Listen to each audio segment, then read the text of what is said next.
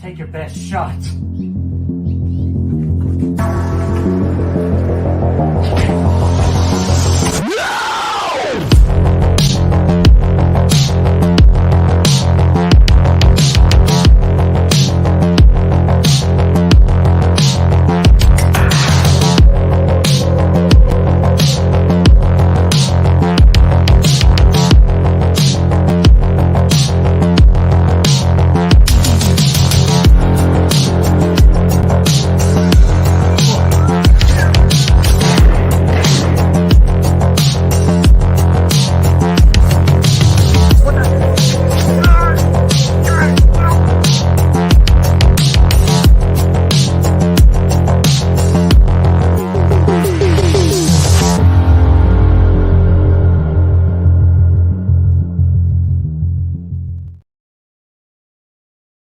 What's going on, guys and gals, and welcome to Good Real Hunting, and happy Saturday night. It's spooky season. I should say welcome to Good Real Hunting. We're going to have some fun tonight. If you like horror rankings, you're in the right place because we're going to be doing our second ever Horror RankAthon. We got several categories we're going to hit tonight. I think we have 8 of them, and we're going to be giving you our top 5s for each, and it's going to be a lot of fun, and I can't wait for it. We got some good topics lined up.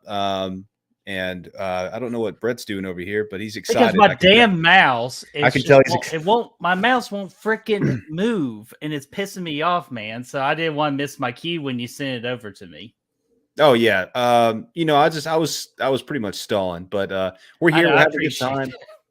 We got some good categories tonight. We figured this is long overdue. We wanted to do this months ago after we did the first one. We put it off. We had it scheduled a couple times. We put it off, but we figured since it's October. It's the best time to do it, man. You got a full night of horror rankings we're gonna hit. I mean, it's just awesome. And, yeah, man. And we're going up against freaking college football. We're going up against WWE Fastlane. We're going up all kinds of competition. So if you're hanging out with us, we really appreciate it. We wanted to do something special just for you guys. And RankAthon too, what more special way can we treat you guys than with this awesome event that we came up with? And it's the second edition of. Yeah, dude. And Brett, just don't tell people about the other things going on. We want them to stay here. Why? So rule number one in entertainment is you don't tell the people. You don't tell the people everywhere else they can be. But no, we do of course appreciate everybody here tonight, man. We want to see your rankings as we hit these categories. I know sometimes it's hard to hit the rankings on the fly. It is for me. I got to sit there and think about it. I got to do some research even sometimes to make sure I don't leave anything out. But if you have the rankings for these categories on the fly, drop them in the chat when we get there, man. It's going to be fun because we want to see what you guys are thinking too. And yeah, it's going to be cool. Yeah, and just like, or if you just want to go ahead and just list your number one, go ahead and do that as well. So let's say hello to the chat. Let's thank our freaking real hunters, and we'll just get the show on the road here. First off, let me put my lovely banner right there so y'all can see what's coming up on Good Real Hunting or Good Real Haunting in the future. We got Atanas. What's going on, man? How are you doing? We got La Mantra. What's going on? And guys, if I'm going slow tonight, blame my mouse. It's acting like a dick. Cody Snyder, what's going on? It's probably a rat then. Dude, it's in the house. It's a mouse. So don't want to start that shit today. Good Real Hunting. We don't know who those ass hats are. Yo, Adrian, how you doing? We got Chris Snyder saying, let's go idle hands. Although Zombieland is great too. Yes, we got a poll in the chat right now because we actually got another golden opportunity to do a freaking watch party for you guys on Monday night. But we don't know which movie we want to watch. So we gave you 3 choices in the poll right now. At the end of the show, whichever has the most votes, that's the movie we will watch Monday for you guys. Hell yeah. Can't wait, man. We wanted to pick something fun. Oh, yeah. And all 3 of them are freaking fun, man. And we got Gory Tiger. What's going on? Ashton. What's going on? Who else we got here? We got Sebastian. What's going on? We got Zodiac. Zodiac Z. What's going on? Brother Fluff says, welcome to my kingdom. I shall beg you all before the end of the night. Yeah, man, I know you haven't been feeling the best the last couple of days. So we hope you're feeling better. And I'm glad you got to go to your little convention today. Yes, absolutely, man. Get to feeling better, my man. Mr. Salisbury. It's still Salisbury. I don't care. It's still Salisbury. Especially with one of our topics, man. And Melissa, what's going on? How are you doing? So let's see here. Who else we got? And yeah, be sure to tell your friends too. So because we definitely want to get this stream just to interact, man. And Mega Cat, what's going on, man? Go Vols. We beat the bye week. And then we got Chad saying, cause Bird probably hasn't seen Idle Hands. Fuck off, Chad. Even though I haven't seen it either, man, to be honest with you. I'm with him on that one somehow. Oh snap. Honestly, don't even know much about it. Chris recommended it. And I was like, I don't know anything about it, but I mean, I'll watch it. Hell yeah. Yeah. So we'll see how the freaking poll goes, man. But other than that, that's everybody in the chat at the moment. Whoever else comes in, we'll be sure to say hi to them. And let's go ahead and thank our real hunters, man. These are our real hunters. They're the official backbone of this channel. So when we need help with rankathons or anything good real hunting needs, our real hunters have our backs. And a massage too, especially one of them can give a really good foot massage, but I'm not telling you who it is. But if you want to be a real hunter or if you want to be our foot massage person, the Patreon link is in the description down below. Click the link, select a tier. Any tier would be great. So you all can be real hunters today. But just in case if you're scared of being a Patreon, you could be a YouTube member, man. These are going out like candy right now, which we appreciate the YouTube member side of everything. Also, the official backbones to this channel, because as low as 99 cents, you could be a YouTube member and get access to cool badges, use cool ass emojis, and much more. So you all can be real hunters today. Yeah, and if you can't do those things, that's okay. Just being here in the video, in the live stream, liking the video, sharing, tell your friends, invite them to join us tonight. We're gonna have a lot of fun. All that fun stuff helps out all. Of course, all that stuff is free. It's easy. It's quick. You can jump in and drop some comments. All that stuff helps us tremendously as we try to reach our goals every time. Absolutely. And Jessica Alba's a slutty angel, Brad. You're welcome. Hey, where can I vote at, Birdie? I gotta. No. You're not allowed to vote. I didn't vote. Let me vote. Post the poll. Let me get the poll up. No, I'll send you the YouTube clip later. How about that? I'm just gonna vote for it. Oh, well, I could send you another link too, but it'd be probably inappropriate and your wife won't appreciate that. But anyways, if I could get my mouse to work, we'll go ahead and get started with RankAthon 2. If the mouse will let me get to where I need to go. Let's see here. Okay, banners. Okay, we're at the rankings. Okay, and Brad, what do you want to start with? I think we should start with since it is October, it's spooky season. Let's start with the top 5 movies to watch during spooky season. Because that's spooky season watches top 5. Yeah, I think that's a good place to start, right? Dude, I freaking dig it, man. And hopefully Destiny digs it. Destiny, what's going on? How are you doing? So spooky season watches our top 5. This is, again, our top 5 movies that we got to put on during the spooky season or just to get us in the spooky spirit. So let's freaking go ahead and get that started and get that rolling. So let's see here. Banners, if my mouse will work. Also, guys, before we get started, I got my handy dandy notebook here. And if you want to make something on, if you want to put something on the list for future rankathons, rank topics, let us know in the chat. And if it's cool, we'll put you on the list. You'll make the list, and I'll put it on there. I got a pen over here. I'll write it right in there. And I'll put your name next to it. Did you just say what I think you Nobody's made the list yet, Birdie. You got to wait for them to make the list. Did you say? No, they didn't make it. Nobody made it. Nobody. Oh, no. I disagree because you know what happens when you make sure I don't click the button when I want to click the button? Do you want to know what happens? Oh, gosh. You just made the list. Damn. So Brad made the list, but if you got, like Brad said, if y'all have a great idea for a future rankathon topic for the future, not only will we give you a special shout out, but for tonight's stream, Chris Jericho will enter you onto our list properly. Or he'll just enter you. Oh, depending on. Yeah, Code Blake. So, Brad, let's go ahead and get started, man. Do you have any honorable mentions for spooky movie watchings? I do, man. And really, this would be towards the top of my list. But because it's not a movie, it's a series, I'm going to throw it in honorable mention. This could be The Haunting of Hill House, the series on Netflix, man. I think it's one of those. It really suits itself for the October season. It's one of the better horror series ever made, I think, by Mike Flanagan. I personally like Midnight Mass more. That's my favorite Mike Flanagan series, but I think Hill House just really fits within the confines of the October season a little bit better. Whereas Midnight Mass is almost kind of like a summertime gig. But either way, yeah, dude, I love it, man. It's full of great atmosphere. It's got some great characters, and it's if I had the time, I would watch it every year. But it's it's hard to squeeze it in because he's always dropping new ones. Mm-hmm. Oh, dude, absolutely. Especially one that he's got coming out later this month, I believe. Yeah, House of Fall, the Fall of House Usher, dude. I can't wait for it. It looks good. Yeah. Looks better than his last one. Oh, hell, dude, especially. I couldn't even finish the last one, which that's not Mike Flanagan's fault. I think that was just the story's fault. But was that it for your honorable mentions? Yeah, I'm going to leave it at that with this category. So sounds great. And just go ahead and let you all know what will not make the honorable mentions, because I've seen y'all been talking about it in the chat. It's The Exorcist Believer. I was not a believer, so it does not go to my honorable mention. It goes to my dishonorable list. Dude, that's got to be one of the lowest scores I've ever seen Bertman dish out, is that 1.5 it gave for Exorcist. Yeah, so. I'll tell you this. It's not good. It is not good. So, all right, but let's get into some good spooky movies here. I got 2 honorable mentions for myself. The first one being Hocus Pocus, because you know what?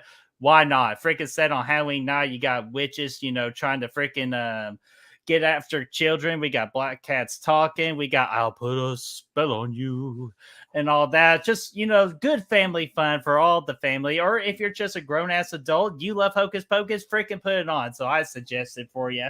And the other honorable mention, I actually watched this about a month and a half ago for the first time, and I have to put it on during spooky season now. And that is Scary Stories to Tell in the Dark. Took me a long time to finally get into this movie. I've always been curious about this movie, and dude, I have a fun time with it. I think the creature designs of all the creatures look awesome. I actually like our main characters within this story, and I just have fun throughout the entire movie, man. So that's why I'm going to give it an honorable mention, because the 5 I have are actually better. Yeah, man, this was kind of a tough one because I feel like it's kind of, some of it's cliche. Yeah, Brad, why did you do all caps? Don't yell at Melissa. What I don't know, dude. I don't know why I did that, man. I got excited. We don't yell at What about Saw? Okay, number 5 for me is going to be Hell House LLC, man. This is it's one of the spookiest found footage movies I think out there. It's got some really good. I'm actually going to try to make it a point to watch it this October. I haven't yet because I've been watching all the movies for the tournament we have coming up. But this is one that really creeps me out. And obviously being set in a haunted house during Halloween, it just makes it that much better. So I think the setting really sets itself up. And if you guys are if you're a fan of found footage at all, I think you'll like the movie. It's got some really, really creepy stuff going on. It's scary. It's one of the scary ones, man. It really is. Dude, I'm actually pissed off I didn't get to put that on my list. So I appreciate you putting it on the list, because Hell's LLC is my favorite found footage flick. Yeah, dude, it's up there, man. I Creep 2 was another one I thought about putting up here just because it has fall vibes in it, but it doesn't get any better than being in a haunted house. Yeah, and while I get to my number 5 and my mouse will work, if you want to address that little comment. Melissa, coming in here hating the Saw movies. Listen, I would implore you to do the opposite, is what he says in Saw 5. But what I would do is I would say give Saw 10 a chance, because it's very different from the other Saw movies. It's very character-driven. It's very story-based. And a lot of people who don't like the Saw franchise have come out of Saw 10 saying it's their favorite. So give it a shot. If you've tried them out and you just don't like it because it's a gore thing, Saw 10 is it has the gore, but it adds to the story instead of being the story. So check it out. Give it a shot, man. I think you might like it. Yeah, absolutely. Definitely agree on that too. And can I do another quick honorable mention real quick? And it's actually one I watched yesterday and you watched today. So this is not my number 5. This is quick honorable mention. But I think I'm going to start to throw it on Spirit, like spooky season now. That's the new Amazon movie that came out yesterday called Totally Killer. Dude. A killer movie. So if you love Back to the Future and like slasher, it kind of combines the best of both worlds. And plus, it combines our like modern times of today, mixing it back in the 80s. Dude, y'all are going to have so much fun with it. And it was also kind of set on Halloween, like, Halloween vibes. And yeah, it was a lot of fun. I definitely bet it's the best Blumhouse movie this month to come out, I would say. All right. Am I wrong? No, I absolutely agree with Better you. Than The Exorcist. And Desi brings up one of her favorite ones. I know she's watched it already. It's Hack-A-Lantern. Brad, do you remember that movie like you promised to watch for me? I'm doing the gif I freaking high too after where Homer Simpson goes into the bushes. Nope. I'm gonna make you watch it as your punishment for Survivor Series 2. Yeah. So Destiny, help me get on Brad to watch Hack-O-Lantern. It's on Tubi. You got no excuse. So let's go ahead and go to my number 5 now. So my number 5 is going to be Halloween Town, because I remember watching this movie when it first came out on the Disney Channel in 97, 98. I want to say it's 98, but I remember it coming out on Disney Channel. I got so excited from the trailers and all the TV spots. And dude, when I got to watch this movie, dude, it just touched something like just within like the childhood of me, of like brings me back to that 8-year-old kid watching Halloween Town on TV again. It just puts you in the spirit of Halloween, makes you want to hate the bad guy and just take down the bad guy. And plus just again, the Halloween spirit, Halloween Town, dude, it's just the town full of Halloween everything. How could you not get into spooky season for that? So my number 5 is Halloween Town. That's a great call, man. When I was a kid, I used to just freaking desperately wait. I'd be watching that damn TV Guide channel all day, waiting for this one to come on. And, I never had it, and it was before streaming. So you kind of had to wait for it to come on the Disney Channel or whatever. And it just, it's on Disney Plus now, baby. So we have it all days of the year. Yeah. As a kid, I preferred this over pretty much anything. It was probably my favorite. Okay. Number 4 for me is going to be House of the Devil, man. This is a Ty West flick. I just, I've only seen it once, but I feel like just remembering it, it's got super like good fall vibes. Like it just like, I don't know if it's even set in the fall or not, but it just kind of the atmosphere that it presents, it just really, it puts me in that Halloween mind. And I honestly can't remember. I don't think Halloween's involved at all, but it just has that feeling to it. Like this, creepy, like slow burn kind of deal that it has with a good main character. And I love it quite a bit. And obviously it has a crazy third act. But everything leading up to that point is just, it's meticulous, and the way that it's shot, it makes you feel like it was shot in the 80s or 70s even. So it has that kind of 70s, 80s, late 70s, early 80s tone to it. So I really appreciate it for that. So I would definitely check it out if you haven't already. It's just for some reason, it just makes me think Halloween. I'll go ahead and tell you this. I'm going to pull a Lee Corso on you. Good pick. I love that movie too, because you actually introduced it to me. A lot of our other horror community members mentioned it to me as well, and I'm glad I got to watch it. And guys, I'm going to star your comments because again, we got 8 topics tonight, so I want to make sure we get in a good rhythm on all these. So we're not going to forget you. We're just going to star them, and we'll address one after each of the rankings we do here. So my number fear, no, not Brad's 5. My number fear is going to be The Nightmare Before Christmas. This is my favorite childhood kid movie that gets you in the damn Halloween spirit. Not only does it get you in the Halloween spirit, it also gets you in the Christmas spirit as well. So 2 birds with 1 stone. Even though I do not promote hurting birds on this channel. But man, freaking Jack the Pumpkin King. And of course, Oogie Boogie. You're joking. I can't believe my eyes. Like, dude, all of it is just absolutely fantastic. In my opinion, is Tim Burton's like best representation of what he is as a director, which he is a masterful director, man. So if everybody tells me what Tim Burton movie should you watch, it's always going to be Nightmare Before Christmas. Not only does it get you into spooky season, but it will also get you into Christmas spirit as well. My number fear is The Nightmare Before Christmas. Would you hurt birds if you were in the movie Birds? Damn right I would, because those birds are crazy. Number 3 for me here is going to be It Follows. Kind of a lot of the same reasons that I hit on with House of the Devil. I don't know. It's not like it's kind of, you don't really know when this movie's set because it's all over the place with time periods. You got modern device. Yeah, dude, it's crazy. But I feel like I do remember Leaves being in the pool when she's laying in there. But either way, it's just, I don't know, everything from the soundtrack to the atmosphere to even the poster of this movie, the colors that it has on it, just really draws me in when spooky season hits. It's something that I really just love throwing on. Again, it's just, obviously Mike and Monroe and this thing is great too, but it's really just more about this spooky, eerie story that really, it reminds me a lot of Halloween. I think a lot of the messages are the same. A lot of the themes it's given you. And every time I watch it, I always think a little bit about Halloween, the movie, not the season, even though we're talking about the seasons. So maybe that's why it kind of is associated to the spooky season with me. But it's just one that I always want to throw on there, man. Dude, that's a freaking great pick. And dude, Chris corrected me actually with Nightmare Before Christmas. Tim Burton did not direct it. He created it, write it, and produce it. Hell, I feel like he was doing so much in the movie, he might as well have directed the damn thing. I kind of actually felt like he possibly did behind the scenes, but didn't get credit for it. So Chris, thank you for that clearing up that confusion, or just my screw up.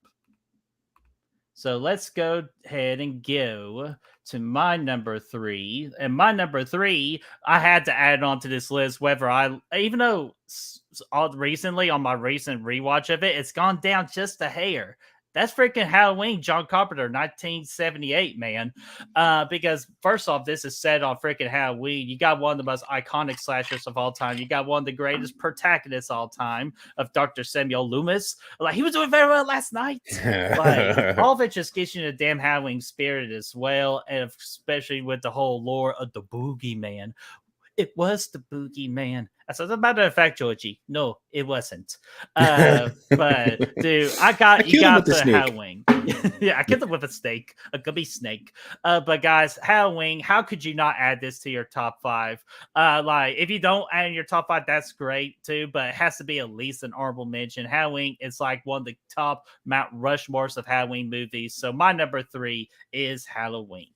Fuck yeah, dude. Number 2 for me, it's The Shining. You knew it was going to be on this list somewhere, but it's one that probably ever since Dr. Sleep came out, I watched this every October. Now, before that, it was periodically, but it's become a yearly classic for me just because especially towards the end of the month, because it also has all those winter vibes to it. At the Overlook, the snow coming in, it really sets me up not only for a great end of October, but the beginning, the winter coming up too, November, December, all that stuff. You can feel that in The Shining as well. But again, it's just one of those just that is full of atmosphere and dread and everything like that, which is what I like to see during the month of October. And lately, usually when I watch this in October, I follow it up with Dr. Sleep. So there's 2 for the price of 1 that I hit up every October. And it's just a must do, man, for me. Oh, dude, absolutely you have to, especially when we got the freaking Fright Fight tournament coming up, where both of those movies made our freaking tournament, man. So you get to have a nice double feature for some studying time. Yeah, for sure, dude. Absolutely. That and my number 1 are all on the list, as are another one. I'm curious what your freaking number 1 is. Even I already know what your number 1 is, Gummit, because I already talked about it. But my number 2 is Trick or Treat. Sadly, I've only seen this once, but guess what, man? That one-time watch really impacted me, man, because I was just so gravitated towards the Sam character of Trick or Treat. Because even though you could kind of almost say at this time where freaking Sam is like the second official icon of Spirit of Halloween, because every time you enter that store, you immediately see something Sam related. But it's not just Sam. We get freaking a werewolf tail. We get freaking like a zombie tale. You get everything, pretty much what makes Halloween. It absolutely puts you in the freaking spirit. Definitely one of the best anthology movies out there. So I always recommend Trick or Treat to people in the anthology realm. So my number 2 is Trick or Treat. Very cool, man. I just saw my Terrifier 2 poster back there, and I thought that might actually be a good one to mention. But that would have been a great one, dude, Halloween, especially with the announcement they came out with recently. I know, dude, and just but yeah, number 1's obviously for Halloween for me, man. This is one that I watch. I try to always watch it on Halloween every year. Sometimes it's the day before, as close to Halloween as I can get it, and it's always followed up with Halloween 2, the original 1981. It back to back, man, the best way to do it. It's still less than 3 hours, I think, maybe, right at that 3-hour mark if you watch them both. And it's just, it's such a banger, man. Both of them are. So, we've talked about Halloween a lot. So, there's no reason for me to go into all the details of why. You guys know the name of the damn movie's Halloween. So come on, get out of here. But it nails the Halloween vibes, even though it's, they filmed it in the middle of summer. That still, for me, just nails Halloween vibes. So it's just something I always have to watch, and I love it. The music, man, the music. Oh, dude, absolutely. And to go back to your It Follows one, the score of that movie is absolutely spectacular as well. Definitely, yeah. That's a big reason why I had it on this list. Oh, come on, Mouse, work with me here. I might need you to help me click on my Bretman number 1 if I can't get the mouse. Okay, I got it. We're good. We good. My number 1. I definitely if you say Brett, spooky season watch has to be your best of the best. Go. It's not going to be a hesitation. My number 1 is Haunt. Talk about a freaking movie that instantly puts you into spooky season. Has everything. We got costumes, we got scary characters, we got characters you care about, especially our main protagonist. We got a freaking haunted house, man, that you think it's just, a good time. And definitely I wanted to go inside it the first time I saw this house. But man, once shit hits the fan, and it does not stop. It is such a fun movie. So I am always mad at Shudder for taking it off damn Shudder for whatever reason. I feel like that's a big mistake on Shudder's part. So I always recommend Haunt. It's absolutely spectacular. My number 1, Haunt. Dude, that's a good one too, man. I thought about putting it on here on the list. Obviously haunted house setting, you can't do better unless it's what's that stupid ass one that came out? No, it wasn't Hell House. It was Hell something. It had that chick from Scream on the TV show. Either way, that one was dumb as fuck. Emma. Are you talking about Emma? I can't remember her name, but I know the movie sucked. It started with Hell. God dang it, man! It's just something hell. Yeah, it's something. It sucked. It can go to hell. We can all agree there. Anyway, yeah, man, that's Hellfest. Thank you, Chris. I was looking for it. Hellfest. Yeah, that movie sucked ass. Oh, you're talking about Audrey. Yeah. God, that movie sucked. Okay. Hey, now be careful. Hey, be nice now. It turns 5 years old this month. Yeah, that is right. The one that the other mask that Fauci used to rock. Yeah, freaking the other, man. So that is it for spooky season watches. Let's get to your comments real quick. We'll get on to the next category. Again, if my mouse would quit being such an asshole. Oh, come on, mouse. Brad, can you go over to stars because I gotta figure out dude, no problem, man. I got you squared away. Sebastian, let's see. There's a few things I got to hit here. Brett's going to square some things away. Let's start with Melissa. Number 1 TV show I grew up is Are You Afraid of the Dark and Tales of the Crypt. Both of those are fantastic. Sebastian, my sister is into Coraline. Oh yeah, that's a good flick too. That's a classic. Obviously, Destiny said The Conjuring. That's a good one as well. I like that. It's kind of got some fall vibes to it, I think, with the trees and shit. Like it's just good. Zodiac, like you said, Halloween and 2 as one long 3-hour event. Dude, nothing beats that on Halloween night, honestly. It's like you get done with Halloween 78 and you're like, oh, you get a little sad. You're like, oh, damn, man, my fun's almost over. And then you remind yourself, no, I got Halloween 2 coming up. We're gonna continue this adventure. This night keeps going. So I love it. Chris Snyder said Beetlejuice. Yeah, I almost put that on the list because I think it feels great to watch Beetlejuice in October. There's something about that crazy ass Beetlejuice motherfucker running around. His name is Beetlejuice. I said it 3 times. Where's he at? I don't know. I've always been waiting. He's not here though. But yeah, I agree. It really suits itself well with the creatures outside and stuff. And I'm excited actually for the second movie. The Wolfman is a good one as well. Cody Snyder said.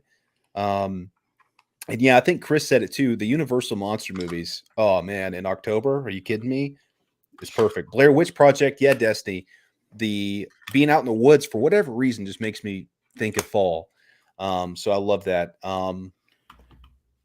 Hatsy put 63 or Hatsy put, hey y'all, what's going on? Welcome to the party.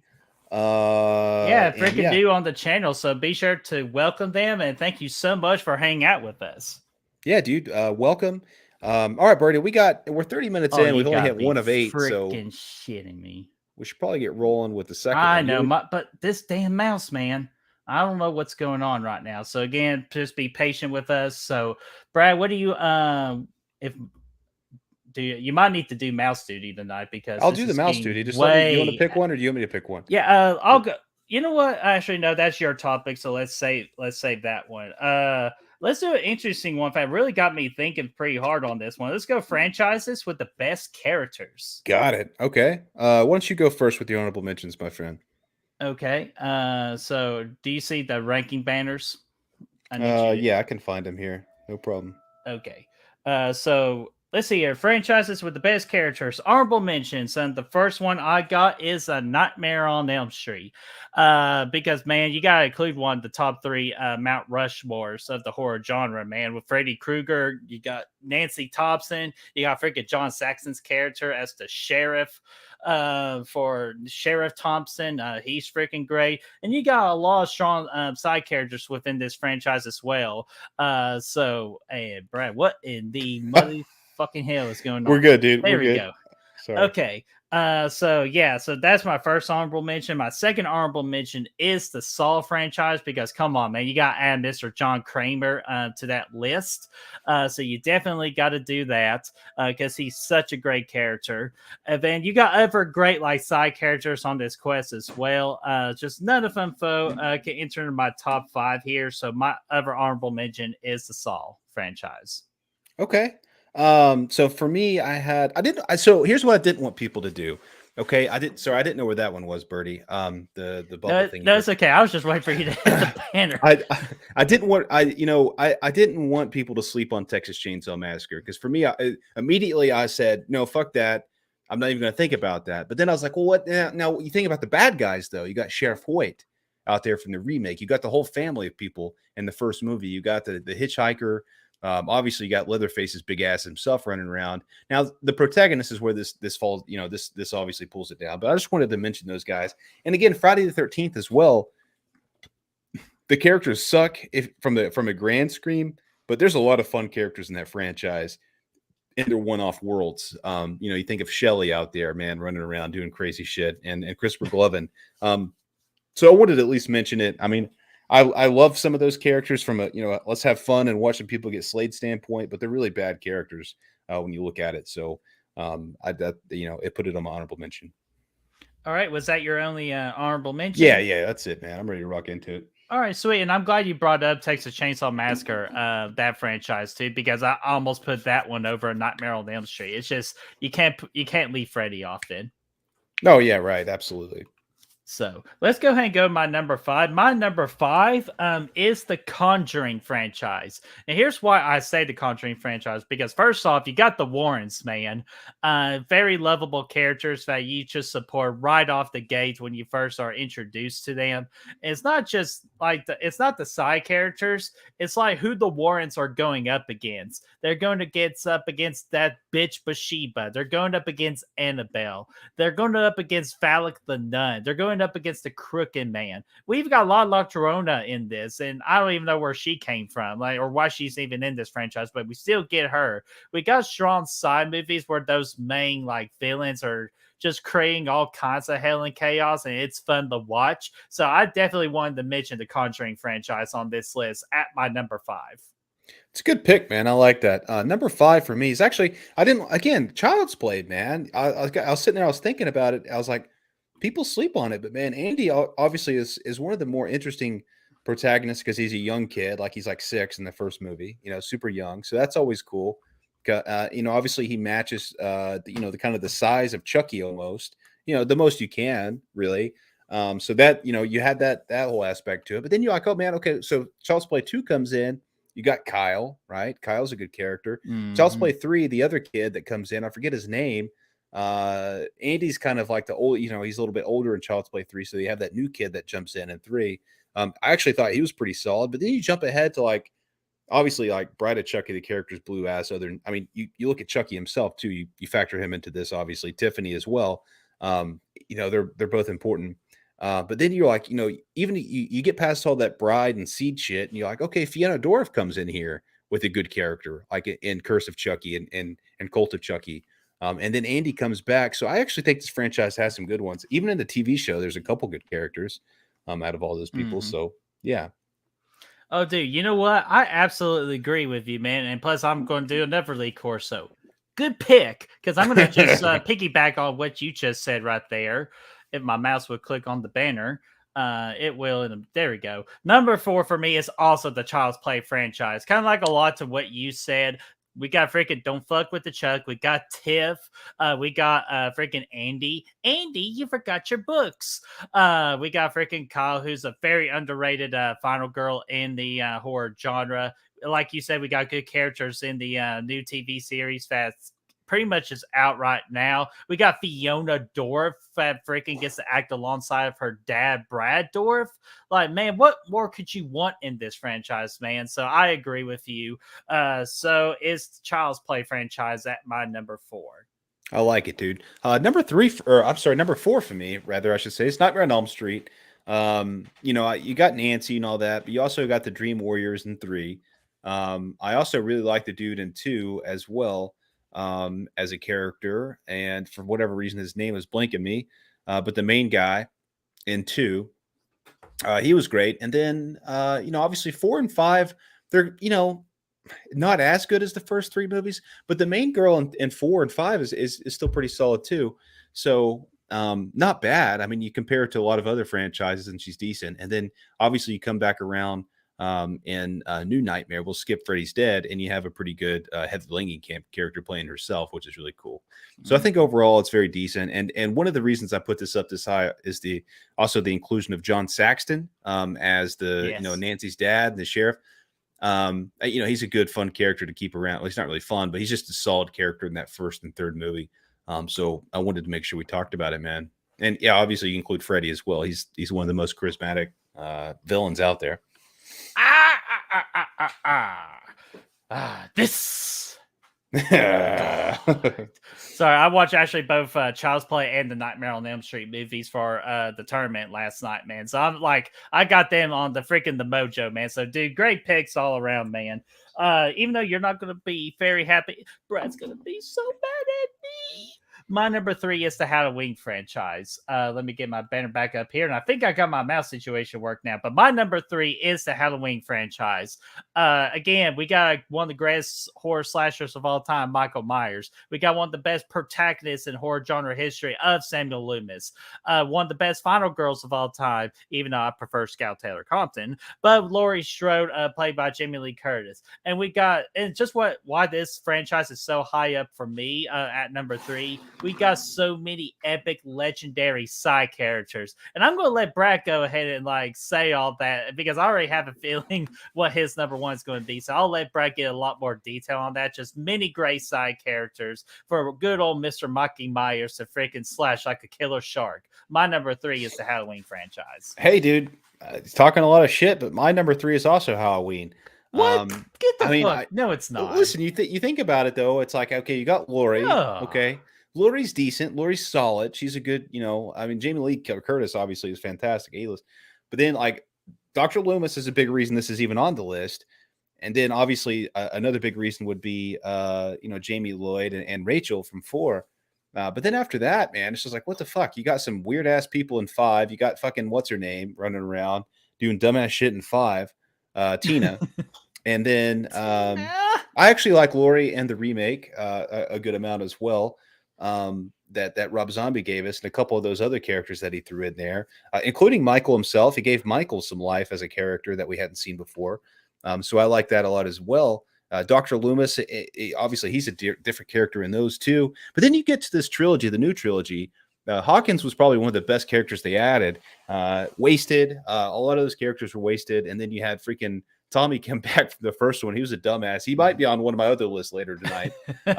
Yeah, Kara's the name, Brad, from Halloween 6. Yeah, she was decent. She was fine, but she was just like a, you know, cookie cutter final girl, if you ask me. So yeah, she wasn't bad. So I mean, this number 3, it's a solid list of characters, but I think my top 2 are really just unbeatable. I mean, honestly. Dude, I am now super damn curious what your freaking top 2 is because this is so far the shocky, wacky, quack pick of the night or surprise pick of the night, man. So I'm very interested to see what your next top 2 is. So let's go ahead and go my number 2. And this saddens me to put this at number 2 because I love this franchise so much, as y'all can tell from the background. But there's just one other franchise that's just far superior in the character department. So my number 2 is the Friday the 13th franchise. Because again, you get another slasher icon of Jason Voorhees. You get freaking an underrated character in Pamela Voorhees from the original Friday the 13th. And then after that, you have final girls galore in this franchise. Alice. Right there. Or as Chucky says, fuck you. So no, not freaking Alice. We got Jenna, we got Chris, we got Trish. I'll even admit to say Pam with her lost pink sweater, because that's still memorable. That's the only thing you remember about her character, other than that and her terrible screaming, because Reggie the Reckless is a better screamer. But man, dude, I could keep going with the freaking list amount of characters and the great goofy performances that those characters give within this franchise, man. But it's just unfortunately one other franchise just does it much better in the character department. So my number 2, Friday the 13th. I love it, man. I can't fault what held that back for me is none of those characters ever came back. So there's never anything you could grow with. But like I said, man, they're all fun, man, on their own. There's a lot of fun people. All right, number 2 for me, man, is Saw, man. Like, you look at it from, like, you got damn Jigsaw, who's one of the more interesting horror villains of all time. He's out there. He's one of the smartest ones for sure. He's out there freaking outsmarting people left and right. He's always 2 steps ahead, as Dr. Gordon said, everything you thought of, he's pre-thought out. He's ahead of you. He's good at anticipating the human mind. But then you throw in all of his apprentices out there. Dr. Gordon, Detective Mark Hoffman is out there slaying it. Amanda, and a big reason why this jumped up so high again is Saw 10. Owen, because Owen as well. Fuck off. It gave those characters a chance to grow a little bit in Saw 10, and that's all I'll say, because there's probably people who haven't seen it. So obviously that helps a lot, especially specifically with Jigsaw and Amanda. Those things are great, but then a lot of great side characters too, man. You got Detective Matthews, you got Detective Tapp in the first one, and then you obviously have Zeke and Spiral, who's pretty decent, and his dad Samuel L. Jackson is really good. So I mean, honestly, that's one thing that all these movies kind of nail is giving you at least interesting characters. Even William, to an extent, in Saw 6 was an interesting protagonist that movie gave us. So I mean, I really dig it, man. I think overall, like, just the main bad guy and all of his little buddies, Jill, really drive this one up a lot. Hell yeah, dude. With all that Strong in mind, too. man, Let's not forget about Strong. Yeah, dude. Yeah, freaking Strong. Hell, even Perez, Agent Perez, man. Perez, Carrie. Yeah. Dude, man, I might be moving up Saw in the future, but I'll save that if we do an official, like, actual individual video on this topic. But yeah, dude, great points all around. I bet you freaking son of a bitch ain't going to put Friday the 13th as your number 1. So if you don't do that and not even mention it, fuck you for it. But my number 1, guys, it has to be obvious at this point. It's the Scream franchise, because to me, there's rarely a very horrible character. Yeah, there's a character in there that's like, it's not great, but it's not like you have a major problem with that character being in the movie, But man, we got freaking Ghostface. We got Sidney Prescott.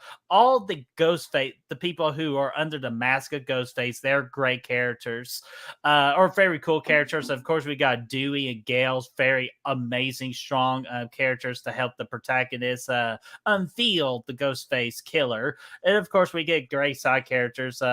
We got Kirby, and with the newer installments of the Scream franchise, we get freaking Sam and Tara Carpenter. We get freaking Chad and Mindy. Core 4. So we get so many very fun characters you really just want to root for. So Ghostface doesn't gut them like a fish. So the Scream franchise, my number 1. Yeah, it's number 1 for me too. Which, by the way, I mentioned Friday the 13th in my honorable mentions. I don't know. Oh, okay. You're fucking around with your rat. It's still wrong. It should be in the top 5. Well, I said, they're not good characters. They're just like, they're fun. But yeah, I like, Scream. Obviously, I'm not going to say any more than you just said. It was, they made their characters smart. And even though there's been 6 movies now, every movie is really focused on the characters as opposed to doing other stuff. As opposed to that focused on the kills and shit. And like you said, you named them all. They're all great. It's definitely the hands down best character franchise out there, and it's not even close for me.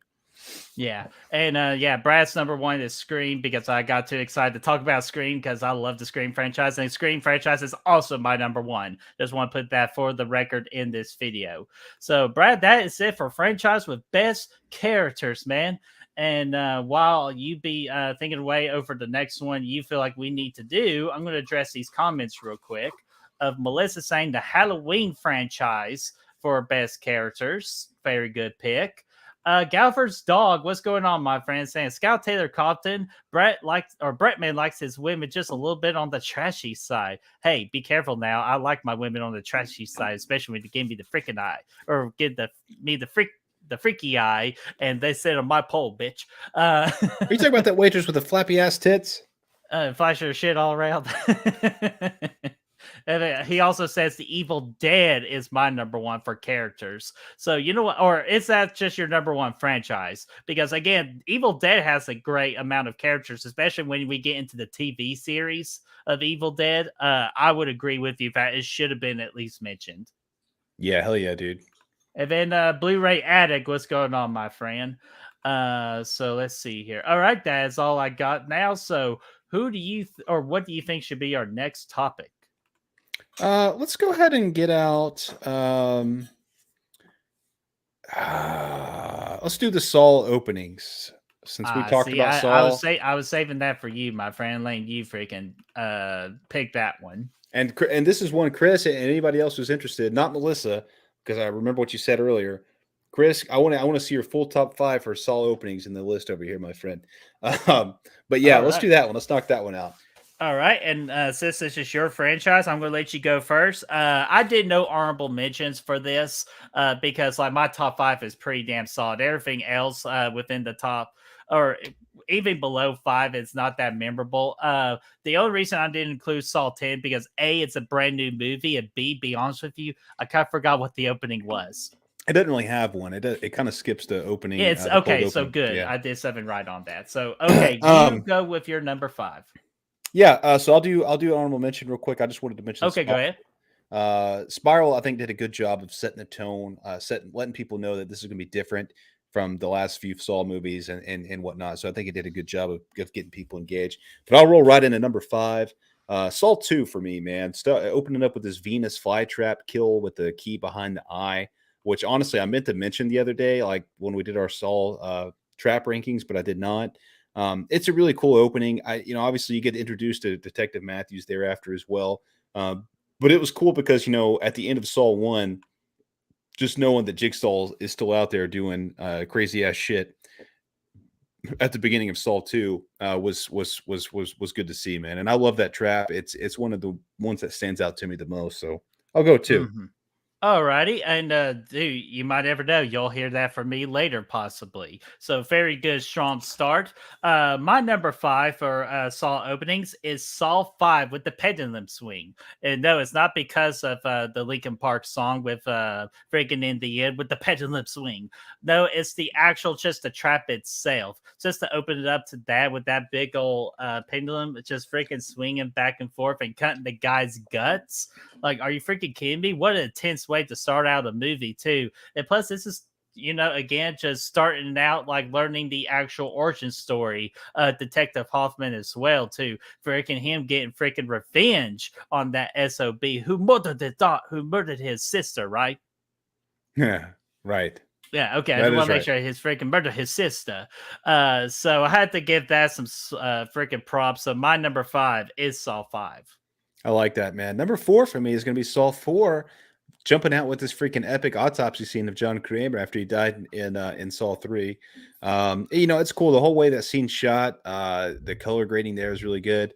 The one thing that holds it back for me is that opening trap that they connected to. It's one of the weaker opening traps out there, I think. I mean, the concept is cool. You got one dude with his eyes sewed shut, one guy with his mouth, and they have to kind of work together. But the trap they're in is just kind of lame. It's just their heads are stuck into a thing with chains that's like sucking them into it. So that kind of held it back a little bit.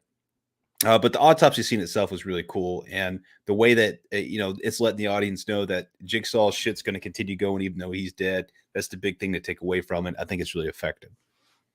Man, I'm glad I have you as a co-host, man, because dumbass me was thinking the opening scene for Saw 4 was the freaking trap with the blind guy and the guy covering his mouth. I thought that was the damn opening scene, not the damn autopsy. So I pretty much it's connected to it. I could go ahead and tear up my list right now because I fucked up. It's all right, man. So I fucked up, but I'm glad you said it though. Well, it's connected to it. I mean that's included. Again, that's what held mine down to number 4 was that that trap. But that part was cool. Gotcha. So, okay, my number 4 is going to be Saw 6 with the offering of the flesh, man. With that opening trap, definitely one of the most unique opening traps at this point in the Saw franchise, which we get these two people waking up and they have to offer part of themselves. And whoever offers the most of themselves gets to live, while the other one gets to die. Live or die, make your choice. And then it's so freaking intense because you were just kind of curious to see which one of the two was going to offer up the most, and not just offer up the most, what part of their body are they actually going to open up to win? And the girl was losing for the majority of this because the guy, being a big man, actually had the advantage over her. He was just cutting off pretty much his fat. Not the suggested way to kind of lose weight, in my opinion. So please don't do that. The suggested way would be Saw 5, where you squeeze yourself in the walls. Yeah, fix your constipation problem. Shit. But no, at the end of the day, though, the girl sees, so you know what? I don't need my left arm, so she cuts off the left arm to win the game. Man, dude, that freaking blew my mind. I loved everything about that opening in 6. So my number 4 is Saw 6. That was damn smart on her part, man. Okay. Number 3 for me is actually Saw 5. I love the pendulum kill in this movie. I think it's one of the best. And I also connect, Agent Strom getting caught up in that water cube as well, all kind of in the part of the same thing, which is really good. That's one, two of my favorite traps in the franchise right here in the same movie, in the same opening.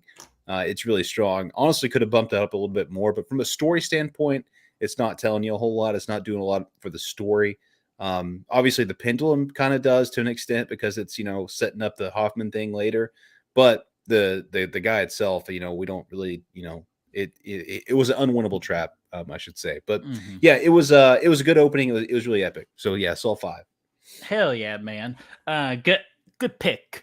My number 3, Brad, you actually mentioned it in your honorable mentions because I'm actually surprised it's not in your top 5 because what a way to freaking start an homage to the Saw franchise. My number 3 is the spiral opening, which I call this the tongue train.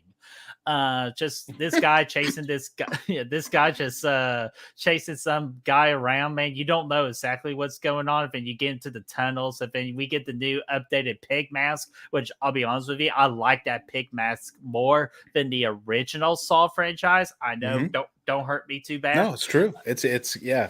Definitely. Yeah, but so I think like everything that this opening scene does in Spiral really made me hopeful for how good this movie was going to be. Sadly, I was disappointed, but at least I get this badass opening. And then we get this freaking like the tongue, and he has to rip out his tongue because he's been speaking lies in court and all that, which I think that's an amazing punishment for, the punishment that fits the crime. And he almost did it, but of course, like slow ass motherfucking Jeff decides things at the very last minute. He gets freaking railed by the train. So that one always just gets me excited to talk about when we're talking about Saw openings. So my number 3 is Spiral. I love it, dude. It's a solid one for me. Number 2 for me is actually Saw 3, and it's because I was a huge fan of Detective Matthews, and I hated to see his ass get chained up at the end of 2, and I was always really bummed out to see him like in that situation. But he comes in 3 at the beginning, and he freaking busts out of there, and he didn't need a saw to do it. He used his brains and a toilet lid to get his freaking foot out of that damn shackle. It was nasty. It was gross, and the way his freaking ankle snapped to the right a little bit was very unsettling. But I also was really happy to see him crawl out of there with his foot intact and not bleeding out. I think that's a good place to be if you're in a Saw trap. So he did really well with it. And obviously the trap itself, I think the opening trap was with Troy or whatever. That one was okay. But it was really the Detective Matthews thing, just picking up where 2 left off and seeing him get out was cool. Now, I wish they would have done more with him after the fact. But at that moment, seeing Saw 3 for the first time, I was really pumped up. And you know what? I'm going to piggyback off you on that too. My number 2 as well is also Saw 3. Because like pretty much everything for mostly you say you pretty much are spot on. The Troy thing does bring it down for it being the true number 1, which kind of makes me mad because I love what Detective Matthews did in the opening. But the only thing I'll add on, it's just the freaking sound effect of the foot, freaking like the toilet lid and the foot, like, and you hear like the squishing of like him breaking his own damn ankle and just being in that torment. Ouch, man. Very ouch. Freaking makes me squeamish, man. And just it's disturbing to look at, but you also can't look away because you care about Detective Matthews and you want him to get out of there. You get out of here. So my number 2 is Saw 3. Yeah, it's really one of the only times in the franchise when the movie opens with somebody we know being stuck in the situation. Strom in part 5 is probably the only other one that competes with that. But yeah, we open with him, and we know exactly how he got there. So that's what makes it cool. Number 1 for me, it's not only the best. What's up, Mia? How are you doing? Hey, welcome to the party. We're ranking some damn shit. So yeah, good to see you, and we hope to see your rankings as well, Mia. As one of the fellow Scream Warriors, especially when we get to a particular category that your name actually shows up on. That's true. Just a little hint. True. You might have even mentioned. You might have even gave us the idea. I can't remember because I didn't write it down in the note in the list, which I'm doing better at that now. But yeah, either way. So yeah, number 1 for me. It's not only the best opening in this franchise, but it's one of the best openings in all of horror. That's the original Saw movie, man. This concept alone created a whole franchise. 2 dudes waking up in a damn bathroom chained to a pipe. It's such a cool idea. And that's what, basically, I guarantee when Lee Winnell and James Wan wrote this movie, that's the concept they started with. Okay, there's 2 dudes. They wake up. They don't know each other. They're in this bathroom. The lights come on, and they're chained up to some pipes in the bathroom. And then they grew the story from there, right? And that built this whole franchise. That little idea itself is so compelling, and there's so many different ways they could have gone with it, but I'm glad they ultimately went with this one because it landed, obviously, and there was enough there to make more movies from it, with this dude that makes people kill themselves to get out of the trap, essentially. So love it. It's fantastic. It's iconic. So give me that. Dude, hell yeah, man. The only reason I didn't really mention number 1 like in my top 5 is because yeah, it does create all that mystery, but nothing like really like happens on the excitement level. Because again, it's just like it drags you in, but it doesn't make you go like, oh my gosh, kind of like the other ones that I freaking have on this list. So that's why I didn't put Saw in my top 5, like the opening of the first Saw movie. My number 1, though, Brad, you mentioned it earlier. It is Saw 2. Because man, first off, it has one of my favorite traps within the franchise of the freaking what do we call that? The reverse or the Venus flytrap? Yeah. The Venus flytrap. Just seeing all that, the death mask. The death mask. What a play game. But yeah, I love that one. That one always just gravitates towards me. And plus, I'm just a huge fan of the Saw 2 in general as one of my favorite horror sequels of all time. Because it's all mainly just set at the tempo of the opening scene of this movie. So I won't go much further. I love it. Brutal ass death. My number 1. Brad's number 1. So let me fix that real quick. If my mouse would just, it's working a little better. So my number 1 for the official video, it is Saw 2 opening. Hell yeah, dude. Love it. Birdie, how about this? I got to get a refill. You go ahead. If you want to do some stuff with the chat, read some comments. If you want to go ahead and start the next topic, that's fine. Go ahead and start. And as far as you get down on the list, when I come back, I'll catch up to you, and then we'll pick back up. Yeah, sure. Okay, go right ahead, dude. Let me go ahead and just see what you guys are talking about here in the chat. Melissa's saying, Halloween, my favorite movie, but Scream has the best characters. Oh, my apologies, Melissa. So yeah, Halloween is your favorite franchise, but you think the best characters come from Scream. That's I absolutely agree on the Scream characters. Halloween is not my favorite franchise, but I respect that franchise.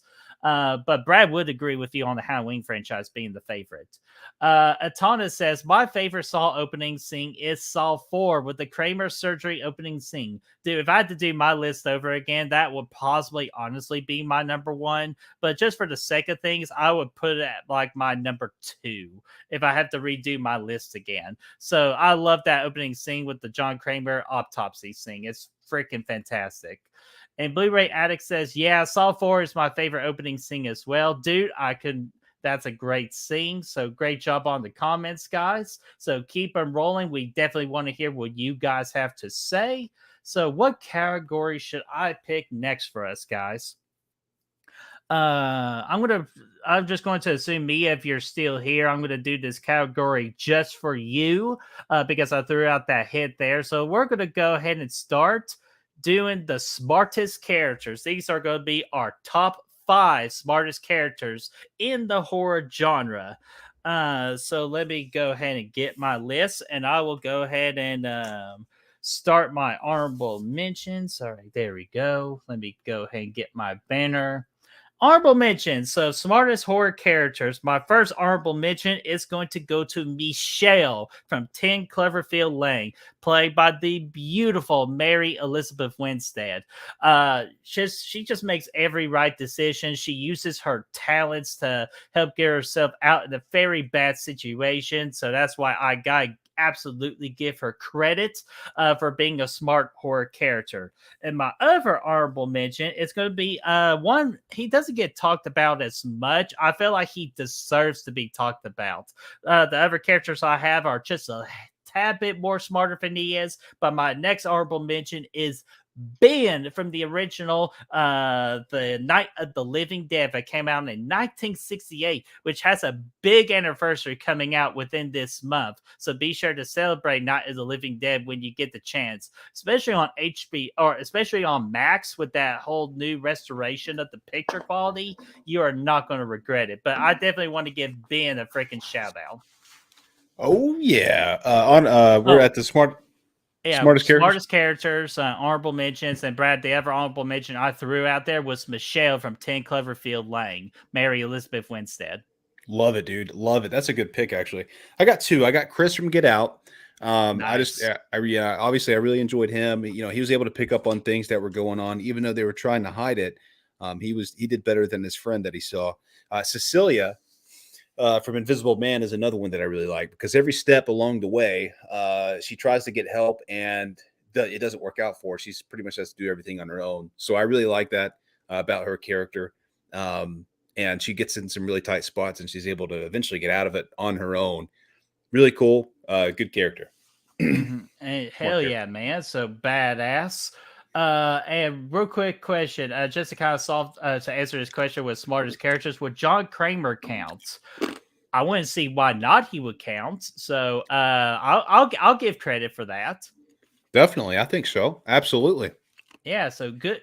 So I'll be honest with you, didn't really think about the villain side of things because if I did that, I'll go ahead for an honorable mention. If we're going to do a quick villain, I'm going to say the Collector from The Collector because he freaking do you know how smart you have to be to outsmart him and all of his freaking traps? Hey, but it happened though. Hey, I know the one person he had to go up against was just a tad bit smarter for him. That man, Collector's such an underrated movie. Yeah, dude, I like it. It is. It's a good flick. So, all right, man, let's go ahead and go to my number 5 here. My number 5, I got to mention one of the greatest final girls of all time, Sidney Prescott, because she doesn't fall for the bullshit. Because again, why do you have to run up the stairs when you could just go out the front door? It's pretty insulting, right? Because she's right. You do that, and she uses everything up to her. But then she did it though. Yeah, no, she did. I kind of try. That's why she's at number 5, to be honest with you, because man, how the tables have turned right there. But everything else within this franchise, she does it the smart way, especially how smart she was in Scream 5. After Ghostface is talking to her, and she goes, yeah, I'm done with this. No, wait, bam! Go ahead and shoots the door and all that. I think all of it's great. Shows off her smartness and just using her surroundings is what her big quality is for a smart character. My number 5 is Sidney Prescott from the Scream franchise. See, I left her ass off the list. Initially, I was like, oh, she's going to be number one, easy. And then I thought about it, and I'm like, how many fucking times has she been fucking captured? And the only reason she got out is because the killer wanted to give her this big, the big speech. And it's like every movie, 1, 2, 3, 4, 5. Like it's like every time. I'm like, you always like, you were close, but you always got captured anyway. Number 5 for me on this list is Aaron from Your Next. She takes the situation. My man. Yeah, obviously, she honestly was going to be higher, but I mean, you'll see why she's not. Should have been higher. Yeah, asshole. She started at number 1, but then some people dropped her down below. Yeah, obviously, she's one of the best final girls of all time. She's right behind Brett's head. She took the situation and ran with it, man. She let her smarts, her survival instincts kick in. She started kicking a lot of ass once the family she was staying with got attacked attacked by some outsiders, I should say. She was great, man. She stuck a blender in a guy's head, and that's all there really is to say about her. Number 5 is Aaron. Freaking a brain smoothie, man. What a possible way to celebrate after having to take on a whole army of intruders by yourself. Being a badass bitch. I'm going to go ahead and let y'all know. I think y'all safely assume where she's going to be on my list. So we're going to keep moving forward. So my number 4, Brad, and again, I'm like you. I had to do some serious digging because I just really want to be smart on this list. No pun intended. Actually, who am I kidding? Pun intended. So my number 4 is going to be Cecilia from The Invisible Man from 2020. Lee Winnell's The Invisible Man, because man, what she did at that opening scene was incredibly smart. She did like everything you could possibly think of to escape such a bad situation. So I give her credit for that. And then she quickly picked up on, hey, something's not right here. There's like this invisible force. And she thinks of everything in the book to try to get that person to come out of their shell, like out of their invisibility, with the whole paint and all that, and pretending to kill herself in order for him to reveal himself, and so she can stab him.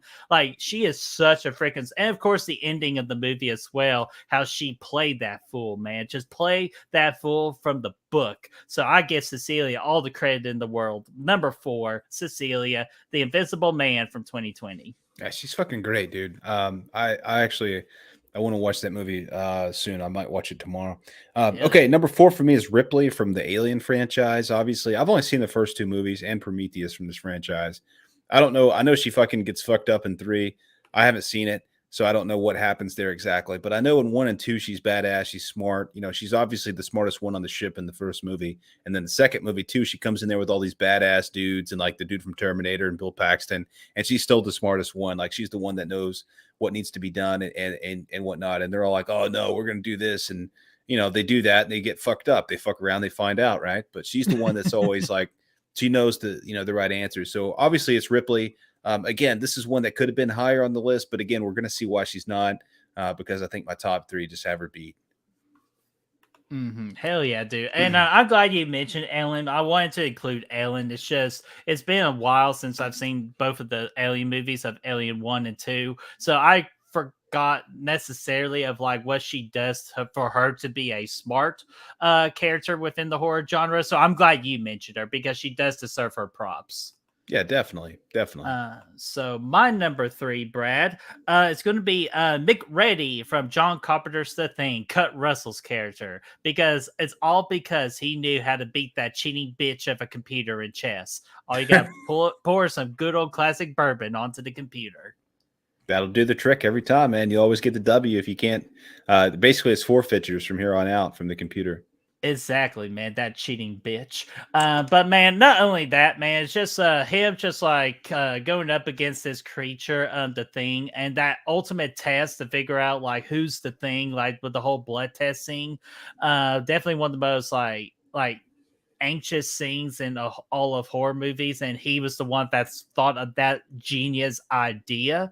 So I give him all the credit in the world just for that one idea alone, and for being that cheating bitch computer. So my number 3 is McReady from John Carpenter's The Thing. It's a good pick, man. Number 3 for me is actually John Kramer himself, the villain of Jigsaw, man. He's honestly one of the best or the smartest horror villains out there. He's, like I said earlier, I talked about him earlier in the stream. He's always a few steps ahead of everybody he's going against. He's pre-thinking out everything they're going to do. Sometimes that's a flaw, but for the most part, it's really cool to see, especially in that first Saw movie, man. When like you could tell he's on top of his shit. So yeah, I got to go with John Kramer here, man, for sure. Dude, very good pick. So now that kind of made sense why you didn't say quite as much. So good pick. Let's go ahead and go to my number 2 here. My number 2, I thought of this guy the very last minute, and I'm glad I did, just because I would be so mad at myself leaving him out. My number 2 is Marty from The Cabin in the Woods. Just in case if you forgot who Marty is, he is the stoner of the group, man, because he figured this shit out first 10 minutes within the movie. Puppeteers, man. Puppeteers. You think you're going to make me a puppet? I'm going to go out for a walk. So, yeah, he has his dumb qualities, but, man, he figured out the whole plot of the movie, and he just figured out, like, their whole entire game, where their cameras were, how to get to the freaking headquarters. He knew exactly what to do, even though it was just hilarious about the movie. It's just they treated him so dumb because he was smoking weed, but that weed actually makes him one of the smartest characters within the horror genre. So I gotta give my boy Marty some props, man. My number 2, Marty from The Cabin in the Woods. Hell yeah, he had that damn freaking mug too, man. I was smoking out of. I'm go ahead and hit. We got a super chat here from Antonis, man. He sent $5. Nice. I got a new video to play or two actually, so I'm gonna jump on. Let's do this one right here, man. I don't know if you've ever seen $100,000, except maybe in the movies. But I assure you, something gets lost in the translation.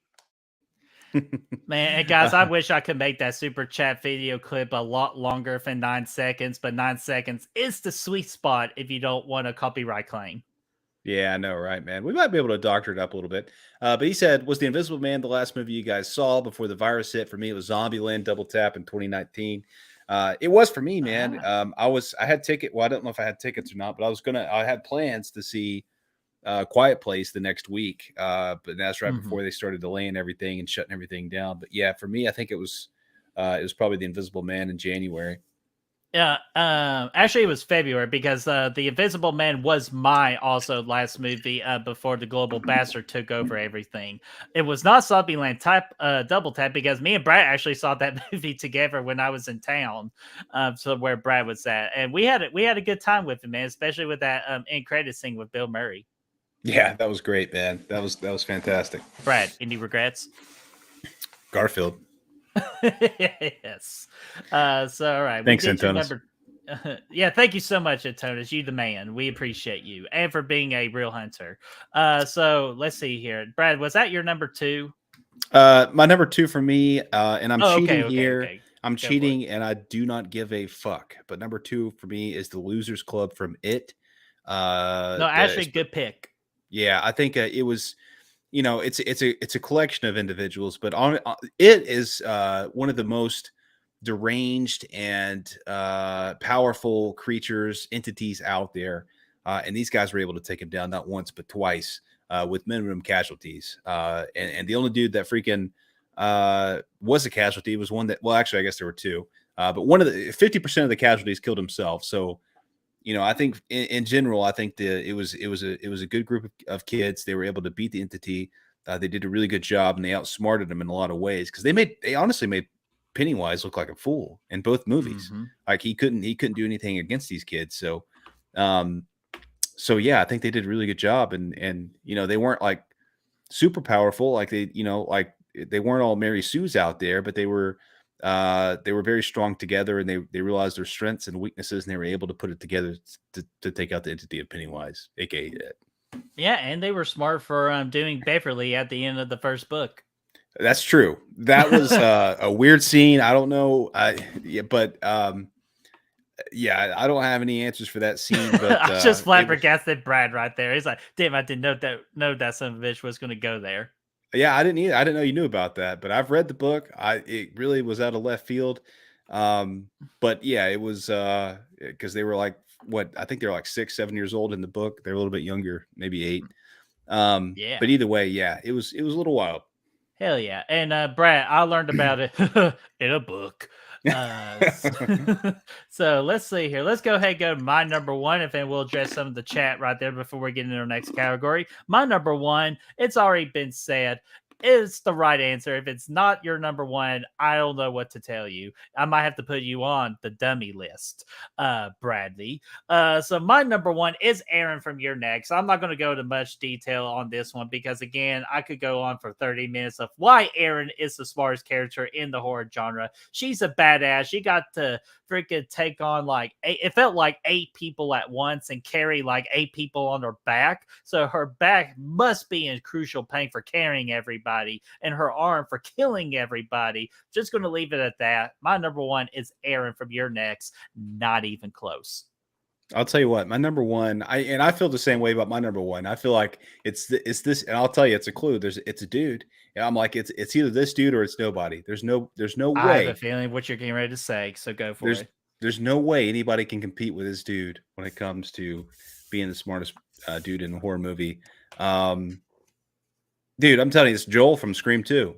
Honestly, you can't get any better than Joel. Oh my God. As soon as this motherfucker figured out he was in a horror movie, he bounced. He said, I'm out and I'm not coming back. And he's still alive today because of it. He didn't even have to deal with fucking Ghostface or anything or any of the other drama that was going on. He got the fuck out of there and he's not coming back and he's still alive because of it. So without question, I think it's Joel. I think if any of these other motherfuckers would have done what Joel did, they would still be around and they would be number one on this list. But Joel's the only one to actually do it. So give me Joel any day of the week. You sneaky bastard. That is actually a great freaking answer I did not think about. Easy peasy, dude. He's like, you know what? Your last camera guy got his fucking neck slit.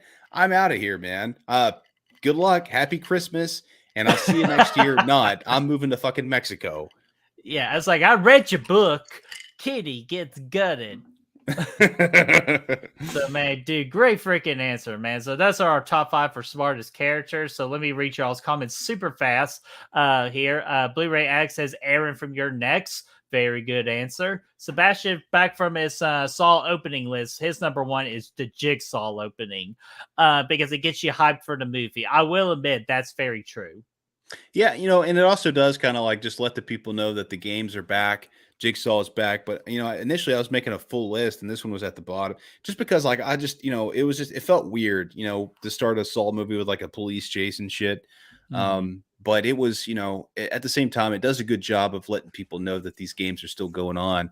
And obviously seeing, we never thought we'd see another one after 7. Actually, we all knew it would do the final chapter route and there would be more chapters afterwards. But yeah, it was cool to see. I mean, I don't think any of them are horrible.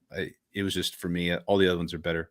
Yeah, and I agree with that. It's like towards like around the 6 or 7 or 7 8 spot for me with the Jigsaw opening. Galver Stock says Ellen would probably be number one on my objective list. Brad, you see a comment? Galford said Joel showed back up when the killer was dead to resume his job. So yeah, just adding on to it, dude. Like he still got to get paid, right? Dude, you got to get paid, especially him showing up at the end after all of it is over, man. So good pick. Sebastian says Arnold from Predator. So Dutch, you son of a bitch. So good one. Hannibal Lecter, another smart horror movie character. If I were had the villain state of mind, absolutely. Brad, I got one for the list. We did smartest protagonist characters. I feel like we did for the most part. So let's go ahead and do smartest villains. I'm gonna add it on here. Add it on there. We got no time to play the Jericho clip until one of y'all brings up a good idea. And then if Hubit 63 says anyone dressing up this year. Actually, I'm going to be dressing up for the Back from the Dead October special we're doing on October 29th. It's the show I do with Destiny, and we're going to do a cosplay with one of the movies we talk about for horror movie anniversary. So I bought my costume yesterday, and I'm ready to rock. Yeah, dude, that'll be fun. I'm not, most likely not, unless anything changes, but probably not. Probably not this year. You dress up 5 days a week. I don't want to hear it. That's true. This is true. 4 days. 4 days. You're right. 4 days. 4 days. So, all right. So, Brad, I picked the smartest character, so you get to pick the next one. Let's go with best couples. Ooh. Man, freaking love's in the air.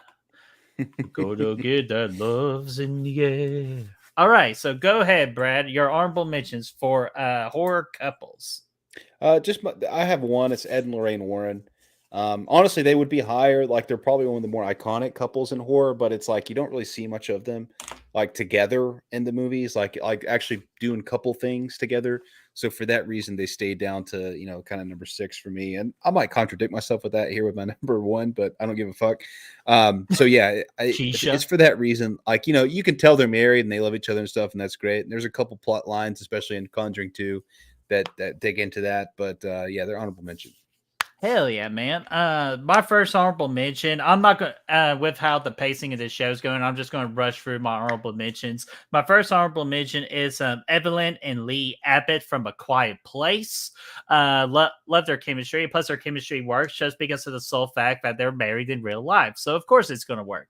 And the other honorable mention is Jack and Sally from The Nightmare Before Christmas, man. So man, freaking love each other from afar, and then at the end they're getting together, man, because it was all meant to be. So there we go. Those are my 2 honorable mentions. Hell yeah, dude. Number 5 for me is going to be actually Lee and Evelyn Abbott from Quiet Place, like you said. Hell yeah, there you go. Like you said, it's the chemistry, man. They nail it. They don't get a lot of scenes together, but the ones they do, you can tell that they love each other, man. It's a good vibe, and it really just makes that the ending of the first Quiet Place that much more sad, I guess you could say. I mean, it's a very heart-wrenching scene at the end. It's great, and it's all because of this. Not only his relationship with his kids, that's important, but also his relationship with Evelyn, his wife, Emily Blunt's characters, and this is John Krasinski we're talking about. It's really good, and then he comes back in 2 for a couple of flashbacks that were really solid, and again just kind of adds to that relationship. Again, it would be cool to see them together a little bit more, but really just a couple scenes is all they need to kind of hammer it home. I think they're great. Dude, very good pick, man. But what barely beats out Evelyn and Lee Abbott for me in the honorable mention list is Adam and Barbara from Beetlejuice. I gotta be careful not to say Beetlejuice more than 3 times, man. So Adam and Barbara from Beetlejuice. What movie? No, I already said it 3 times. So I know I fucked myself. But anyways, Adam and Barbara, man, because man, even in death, they still love the crap out of each other, and they both had the same goals and all that for helping the little girl from the evil bastard that is Beetlejuice. So not much more I can say about that. I just think they're just an adorable couple. So number 5, Adam and Barbara from Beetlejuice. I like that. That's my number 4, actually, for same reasons, man. It's one of those that just really stands out because they have the whole movie, and honestly, this could be number 1 for a lot of people, just not for me. They have the whole movie that they work together and stuff. So I think that they're great, and I concur. They're number 4. Hell damn, yeah, Sebastian! I wish I would have thought about that. I know. I saw that comment too. I'm kind of mad at my list. It's like I have to redo my list again. So damn it. So Brad, that was your number 4. So it is my number 4 now, and my number 4 is going to be Gail and Dewey from the Scream franchise. Man, hell, if you get your own freaking theme song with how much you all love each other, man, you deserve to be on this top 5 list. But Gail and Dewey, but the thing why they're so low on this list is just they always like back and forth, break up, get together, break up, get together, all that chestnut, man. And so it's a really complicated relationship, but it's still a very popular relationship within the horror genre, and I gotta give it their dues. Dewey. So number 4 is Gail and Dewey. I like that, man. Number 3 for me is Chucky and Tiffany, specifically from Bride of Chucky. I think this is the peak of the relationship. They're great. And honestly, again, this could be number 1 for a lot of people, and even for me on a good day, but not today. Number 3 is going to be Chucky and Tiffany, and they have the most personality. Like they're definitely the best when it comes to actually like giving you that back and forth that you get from couples. Like they're like, and then obviously they rampage, like they kill people together and shit, and it's a lot of fun. But again, man, I got a couple of people I like a little bit more. Did that doll just fuck? And you find out that dolls can fuck. Yeah, and they don't use protection because they're all rubber. I'm made of rubber. Damn, I made a mistake, but you know what? I'm gonna keep it the same. I did a switcheroo. It's supposed to be Gail and Dewey at my number 4, but man, they're so neck to neck. I'm okay with how I got it. So 4 is still Gale and Dewey, but my number 3, come on, mouse.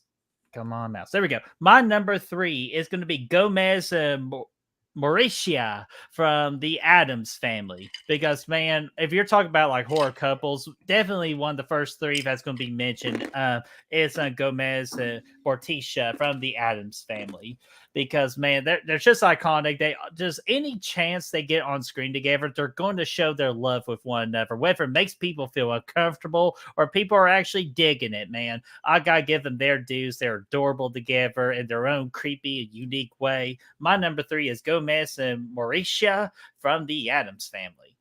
I like that, man. Number 2 for me is actually Gale and Dewey. Like I said, this is a relationship that spans over multiple movies, and the theme song and Scream 2 is really where it makes it. You know, I know Scream 3 is where they get engaged, but Scream 2 is really their best moments together.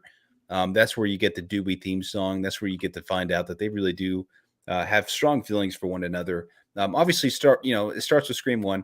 But then, like, Scream 4 is great because they're married and everything's happy and everything's hunky-dory. The Scream 5, it turns their whole story into a bit of a tragedy.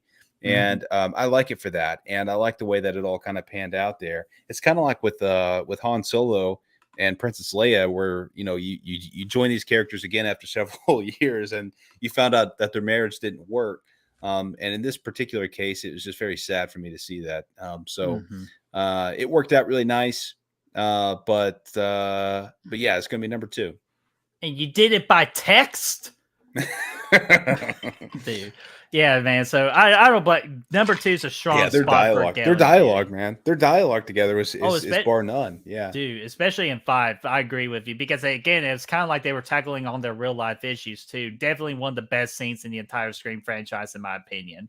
Which that'll be another list in the future for best moments in the Scream franchise.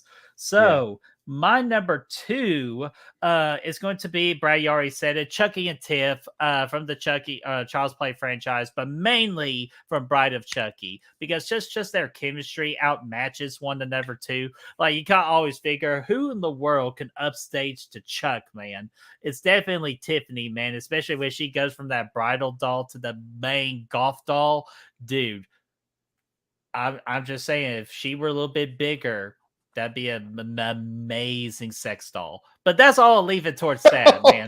I'll leave it towards that, man. But their chemistry is great. I'm just going to stop. Chucky and Tiff at number 2. Where am I at? Number 1 for me. This is crazy. I know, and I know nobody's going to agree with me here in this spot, but I don't give a fuck. Number 1 for me is Bert and Heather from Tremors, man. These two, and it's all because when that one graboid busted into their rec room, they freaking fucked them up together. They had all the guns on the walls and shit, and they're freaking just blasting them away. It's unfortunate the relationship didn't work out either, but in Tremors, man, I love them together. Reba McEntire in here with Bert, just freaking slaying it, man.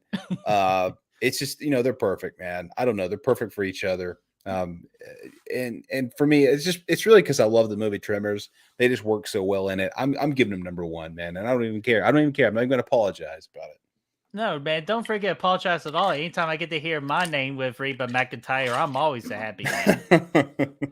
So, dude, actually, honestly, that's a good pick, man. Like, I thought about them, but I'm like, man, so some of these other couples I have, it's not enough for me. So I was just going to rely on you for mentioning it. So very good, number 1, Brad.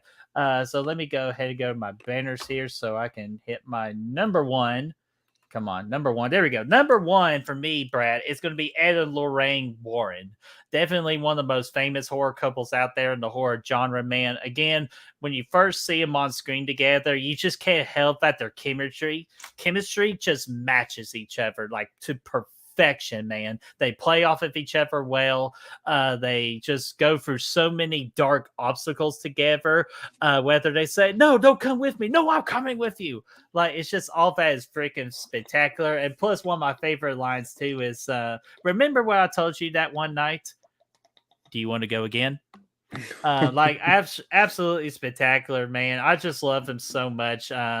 Hopefully they get better treatment in the 4th Conjuring movie, but we'll find out.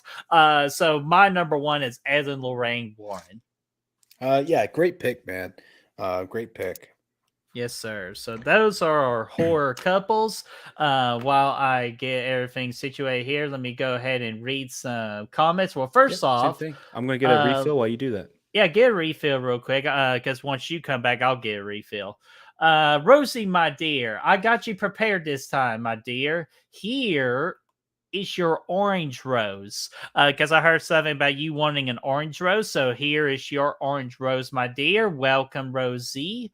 So let's see here. Whatever comments so I have here. So we got that one.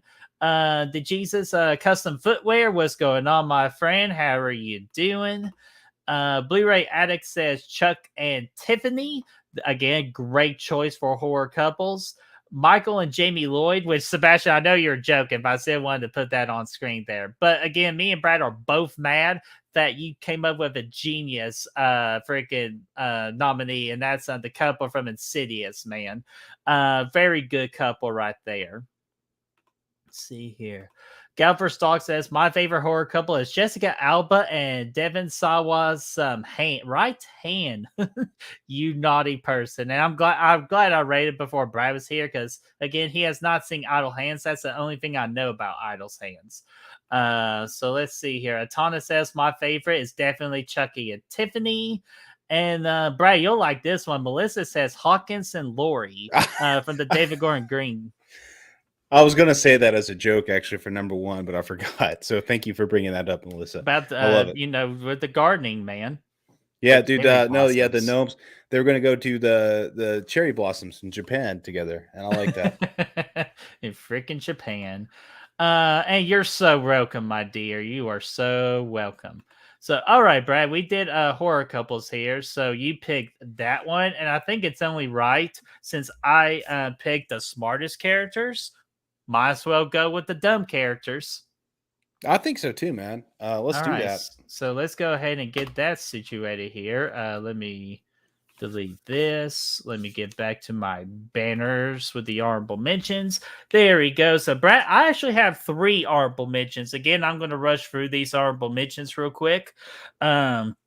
My first honorable mention is Louis Creed from the Pet Sematary original, which is the dad, on the road going, no! That guy. So he's my first dumb character because, again, he brings people back from the dead. My second honorable mention is Derry and Trish from Jeepers Creepers.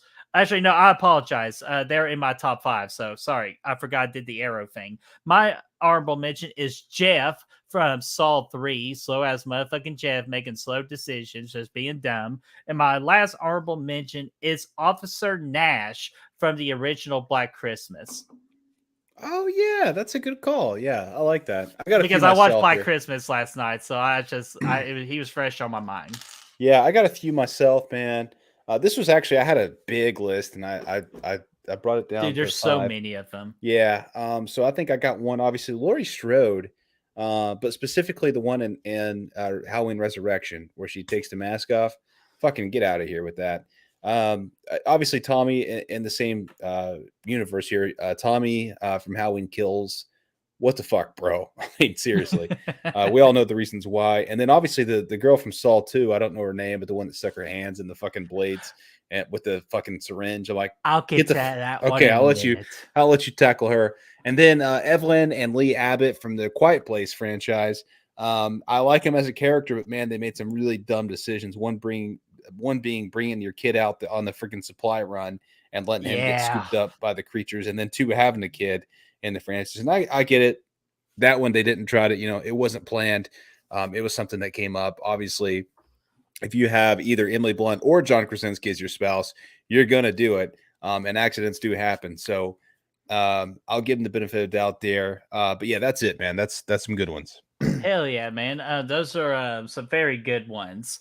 So let's take a gander here. I'll go ahead and go with my number 5. Brad, the girl that you were trying to think of her name for Saw 2, I'll bring her out for you. My number 5 is Addison from Saw 2. Like, sticking your head in the razor thing when that is like one of the easiest traps that the movie have to offer, man. Like, I give her all the credit in the world. She is hot as hell, and I love her for that. But man, ain't she dumb as hell. So my number 5 is Addison from Saw 2. Because my God, that was stupid. Dude, that's a good one, man. Also, man, I didn't mention it, and I really just thought of it, but the girl from Zombieland 2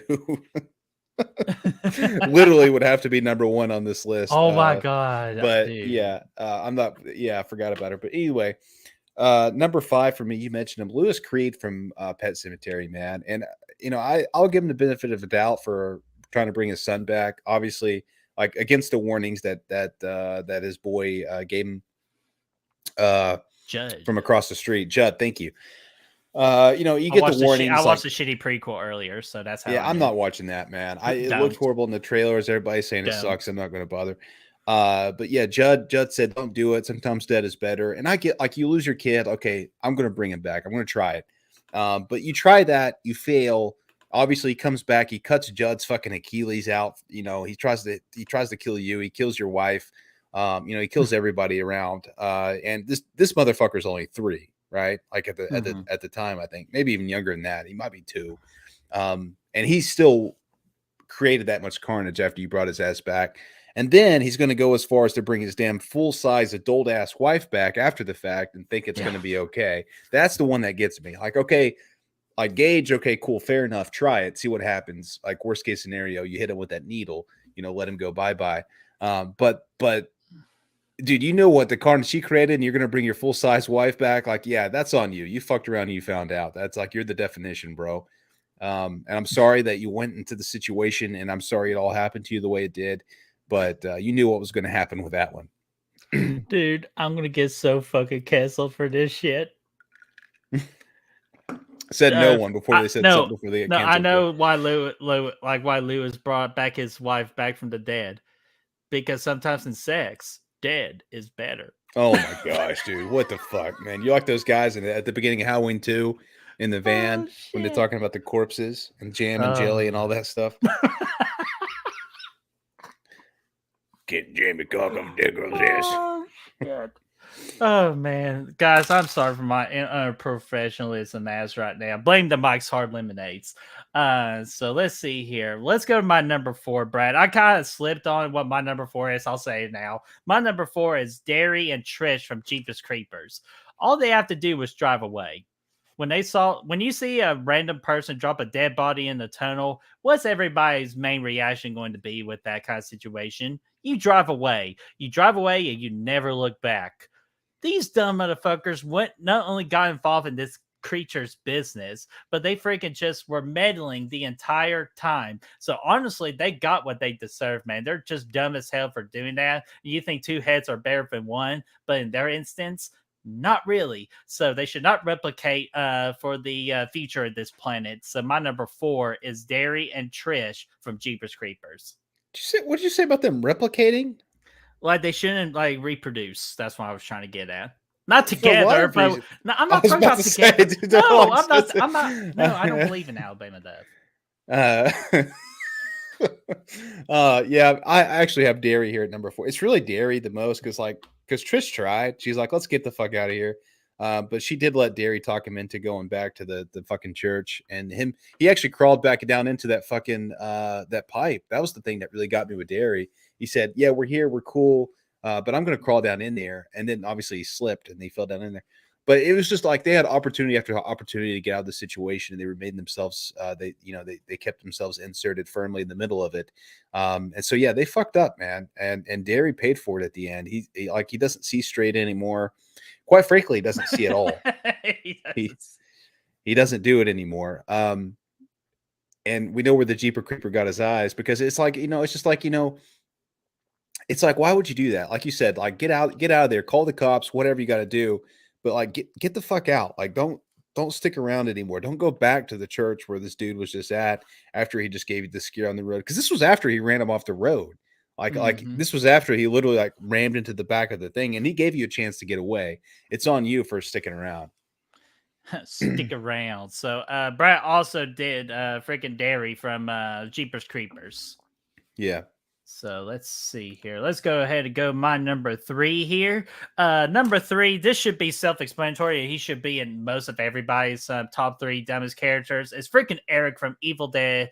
Simple reasons, the simplest reason you can ever possibly get. If you see a book made out of flesh and it's written in evil, understandable language, don't fucking read the book.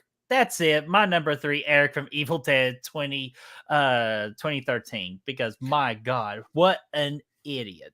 That's a good pick, man. Number 3 for me, man, is Mika. Remember Mika from Paranormal Activity? That dumbass how could motherfucker. I possibly forget about Mika? Dude, it's like, okay, it starts off as fine. It's all kind of like, okay, let's record some shit and see what happens. Some weird shit's going on. Let's record it. But then, like, he's recording shit. Shit actually is happening, and he just keeps doing it. And like his wife is like, "Hey, dude, don't do that." Or his girlfriend, he's like, "Hey, don't do this, man. Like it's literally making things worse." He said, "Yeah, but fuck it. Like, let me just like you brush your teeth. I'm gonna go ahead and keep recording shit." And he's egging on this entity, and shit keeps going on. There's Ouija boards catching fire. There's doors being opened and closed. It even gets to an extent where like Mia's like going outside, or not Mia, but Mika, or the girl, she's like going outside in the middle of the night, like she's getting drug out of bed and stuff, and that camera keeps rolling. And I'm like, dude, why are we still doing this? Like, obviously you guys need to get the fuck out and stop recording. And I know it's all because it's like they're trying to explain why the camera keeps rolling, but you don't have to worry about doing that. Honestly, most found footage movies don't do that. You don't need to do it either. Just do it. Don't bring it up. Like, you just make your dude like look even dumber than he really is. He was really bad. He was really the worst boyfriend that one could ask for. Mm-hmm. Dude, absolutely. Very much agree with a lot you just said, my friend. Can't say much else at the moment.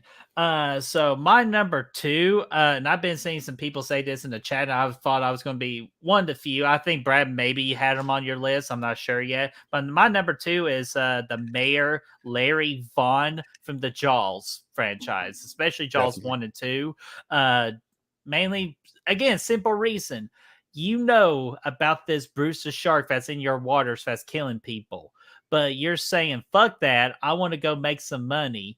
Instead, your dumbass didn't realize that your whole town and you personally could get sued to that for a major civil lawsuit. So you dumb bastard, you deserve to be at number 2.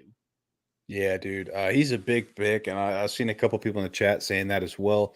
Number 2 for me, man, this guy is the definition of fuck around and find out. That's going to be Bill Murray in Zombieland. Like seriously, you're in the middle of a damn zombie outbreak, and some people break into your house, and they're obviously armed, and they're ready to rock and roll, and you're going to dress up as a fucking zombie and try to scare him while he's holding a fucking shotgun. No, that's not a good plan, bro. And he paid the price because of it. He wasn't very wise. So, yeah, I'm going to go with Bill Murray in this regard for sure. Wasn't smart. Dude, that's such a beautiful choice, man. I did not think about that. That's a beautiful choice. So that's Brad's number 2. Again, just for video, my number 2 was Mayor Larry Vaughn, the mayor from the Jaws franchise, for 1 and 2. So my number 1, Brad already mentioned it, so I'm not going to go into much detail about it. It's Mika! So Mika from the Paranormal Activity, not only the dumbest boyfriend, the dumbest man, just the dumbest human being on the face of the planet. Talk about like someone who should not be able to reproduce and give back to this earth from a child standpoint. Mika should not be one of them. He got what he freaking deserved. Instead, what you want to film ghosts instead of using that camera for an amazing sex tape with a beautiful girl. Like, I don't understand you, man. So my number 1 is Mika from Paranormal Activity. He said what we just did was illegal in like 9 states, man, including Kentucky or whatever he said. Including Kentucky. Yeah, he was a fucking idiot, man. Number 1 for me, man. And this one's personal. Okay, this one is one that Bill Murray is probably like the real number 1, but this guy is personal for me.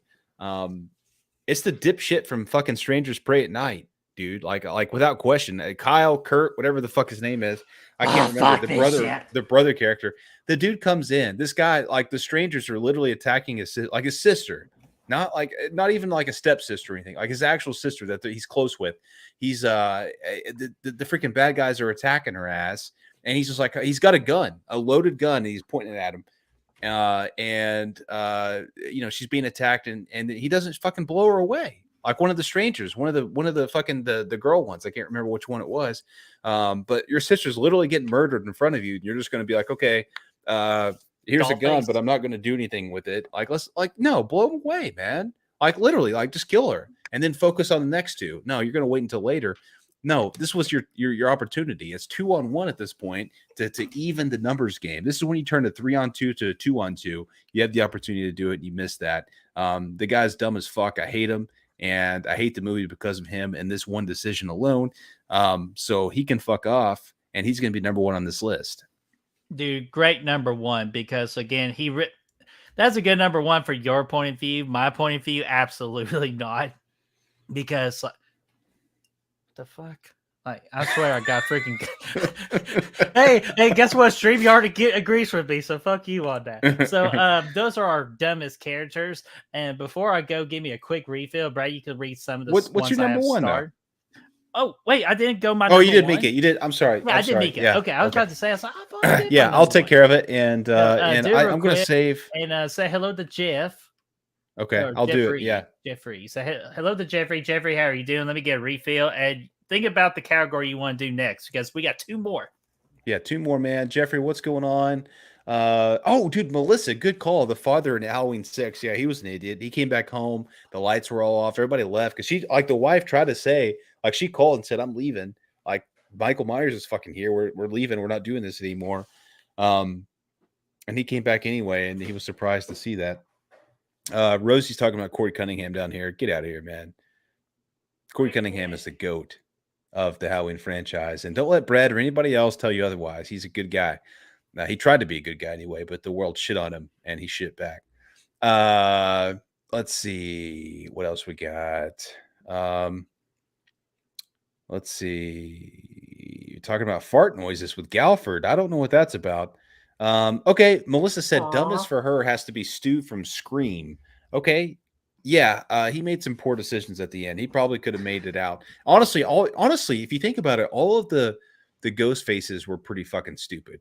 Like I said earlier, they had Nev dead to rights in all of them, Sydney, and they all said, you know what? Let's just take a minute to tell our story before they pulled the trigger, and they all could have survived and gotten away with it if they would have just done what they were supposed to do. Sheriff Barker, yeah, fucking yeah, Blu-ray. You're kidding me. That guy was he was just empty between the ears, man. Like he had no idea what was going on.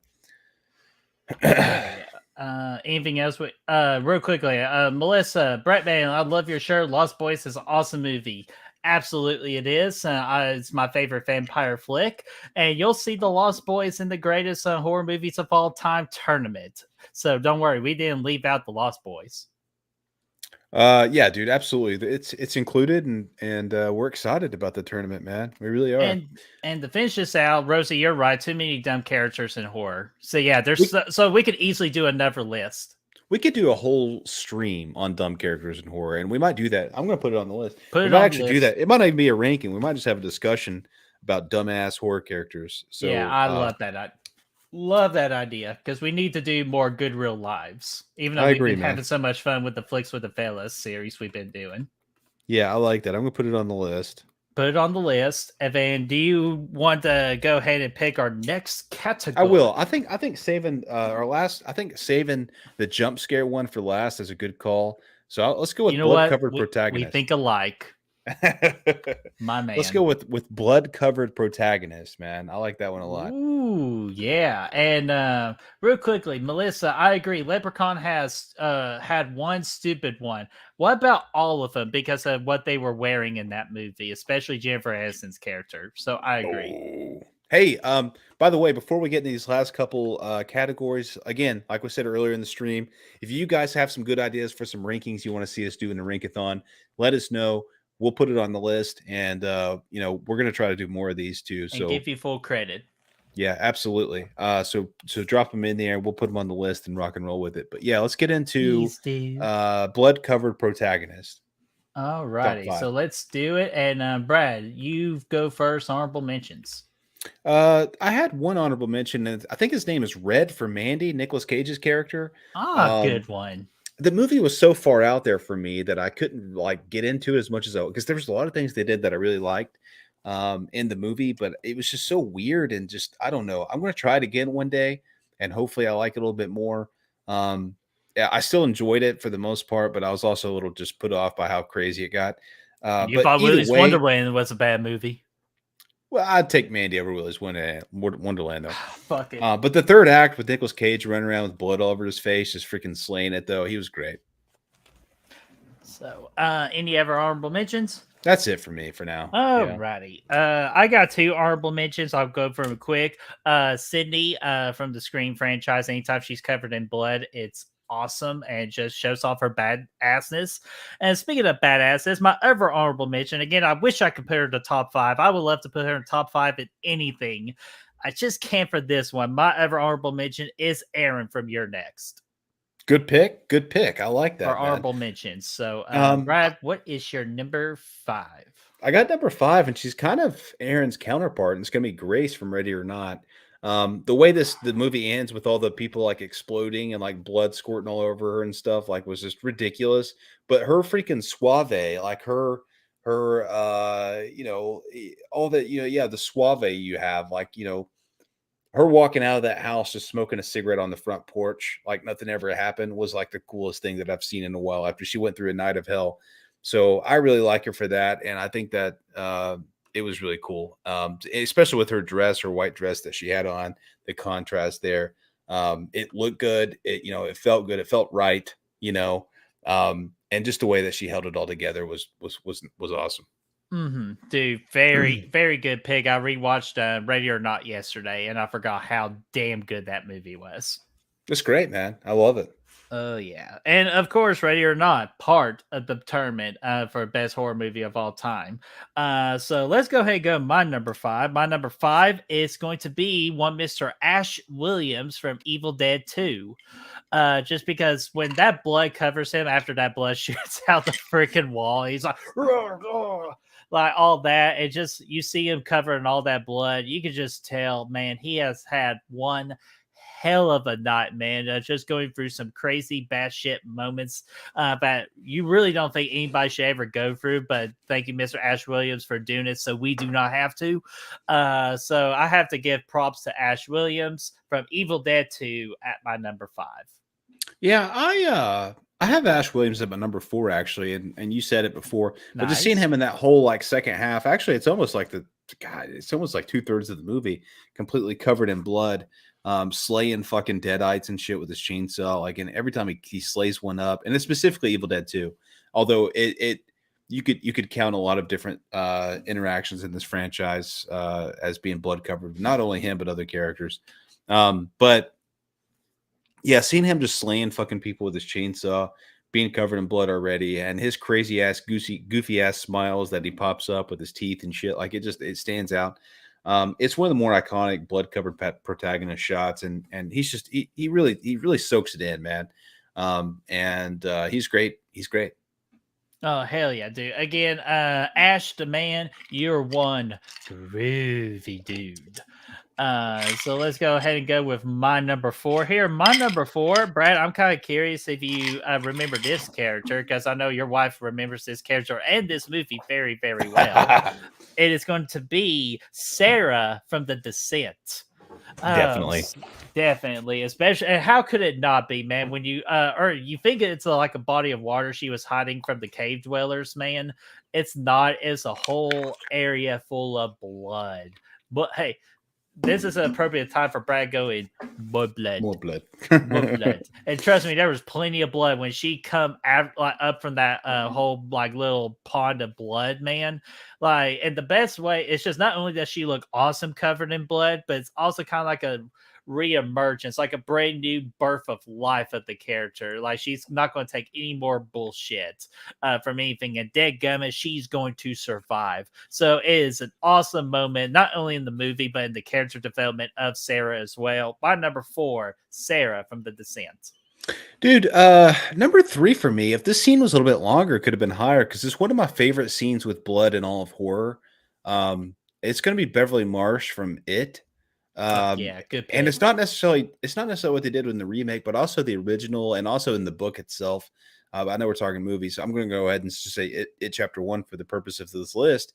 But yeah, when all the blood squirts out of the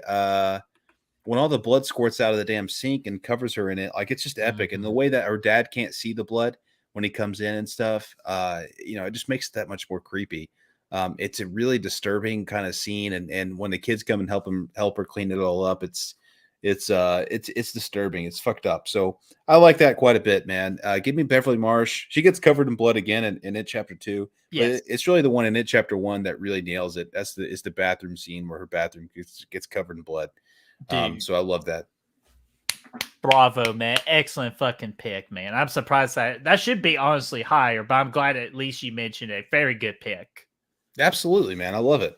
So my number 3 is going to be and this is where I wish Mia was in the chat, because she loves this character so damn much, because you know why? They shared the same name. My number 3 is Mia from Evil Dead 2013. Because like with that whole ending scene where it was raining blood, and she's being covered all over it, just going through man, so many brutal things, man. It's a beautiful sight. I think it's actually the best cinematography scene in the entire Evil Dead franchise, is Mia being covered in that rain blood. And at the end, it's beautiful to look at. So my number 3 is Mia from Evil Dead 2013. Dude, honestly, the one from the elevator and Evil Dead Rise is getting slept on, I think, in a lot of ways. But yeah, someone mentioned it in the chat. I got them starred, so we'll bring that up, because that's a great pick, and that's Beth. Number 2 for me, you mentioned her, Sarah from The Descent, and it's really because of the symbolism, like you said. When she comes back out of that pool of blood, she's been reborn. She becomes a badass at that point. She's been kind of shit on the whole movie, but at this point, she's going to be the one shitting on. And and I like that about her. And she goes on to kick serious ass after this incident, and that's what it does it for me. It's not just she looks great, like from a cinematography standpoint. But it's the fact that she turns into this badass after the fact and she starts slaying fools that does it for me. And it's like, that's what gives her that edge, is being dunked, being baptized in that blood pit. So that's what I think is. I think it's important for the story, and I also think it's important for her. So that's why I have it at number 2. Dude. Good pick, as Lee Corso says. Very good pick. And number 2, you already mentioned already, because Amazing Grace from Ready or Not, being a badass. Number 2, Grace from Ready or Not. Brad pretty much said mostly everything I wanted to say about it. It's just combined with the white. Here's the deal. Blood and the color white go so beautiful together. It really stands out on the screen. And to have Grace's wedding dress being white and being covered in all that blood, especially at the end, where she's just snorting away, because she said that at that point, man, what more crazy shit can I possibly see at this moment? She just finally lets go. Like, she finally hits a psychotic break. And it's all because of blood, man. And she looked great in it. Pretty much just summed up of all the crazy night for a game of hide and seek. So, Brad, let's not drink any beers before we play hide and seek. So, my number 2 is Grace from Ready or Not. Man, that there's an epic skit in there somewhere. We need to hit up one of these days. Put it on the list. Number 1 for me, man. It doesn't get any better than Carrie. I think I'll go ahead and spoil it. That's my number 1 as well. So go okay, ahead. Sweet. Hell yeah. Yeah, it's really like when you think of a protagonist covered in blood, like Carrie comes to mind. It's one of the most iconic horror scenes of all time, is her getting dumped in that pig's blood and then just wreaking havoc on the school. And it doesn't matter which version. Like, honestly, like, I watched the original version the other night and I can't remember. Like, I didn't realize how good the movie was. I've seen it a couple times before. But dude, I watched it the other night and it instantly jumped up on like one of my favorite movies from the 70s. Like, it's up there in my top, like, maybe my top 5, top 10. Great flick. Yeah, the original, there's some inconsistencies with the way the blood is spread on her. That is not a word, but with the way the blood appears on her, I should say. But it's still just the idea of it. I mean, it's pretty incredible seeing her. The prank that went wrong, man. It's fucked up in a lot of ways, but she did the fucking up at the end of the day. Yeah, absolutely, she did, and you know what? Rightfully so, because those students, and especially that mean couple, bunch of pricks, and they got what they freaking deserve, man. So I agree with you. It's Carrie, the original Carrie, man. And just the only other thing I want to just bring up with that is just that placement of the blood, of how they did that scene, and just the amount of like where the blood lands and how it drips and all that, all of it done, it was just pure perfection, man. And just to see the terror in her eyes, and just, again, that psychotic break, because it's just something about blood just breaks you mentally, man. And it really does with Carrie, but for all the right reasons. So number one for me as well is Carrie. Dude, let me tell you this, man. John Travolta cannot be blamed for anything in that movie, man. He was very much manipulated into doing the shit that he was doing at the end of the day. Yeah, he wasn't a great guy to begin with, but he was manipulated to do the shit that he did at the end. So that's all I gotta say. We'll talk more about Carrie. We'll talk more when the tournament comes along. But I say that it was a great movie. I fucking love the shit out of it. And Carrie, yeah, one of the honestly like the best blood covered protagonist you'll ever see. Hell yeah, dude. And I totally agree with that statement. So let's get to these comments real quick, and then we'll get to the main event topic of the evening. And we appreciate you guys hanging around with us from beginning to end. You guys are what make this channel work. So real quickly, Mia, Evil Dead 2013, absolutely agree. Mia, obviously agree. Scout Taylor Compton's Laurie Strode and Rob Zombie's Halloween towards the end of the movie. Great fucking pick, Zodiac C. Tina from A Nightmare on Elm Street, the original, freaking great one, because her covered in blood was very disturbing at that time. Number one, Melissa says it's The Shining. If my mouse can work, thank you. Sebastian asks, wasn't Danielle in the Hatchet bloody? Yeah.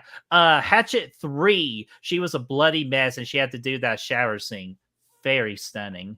Alyssa Dushku, hopefully I said her name right, from the Wrong Turn movie. First off, I think she's a beautiful actress, and yes, she was covered in blood, and she looked good in it.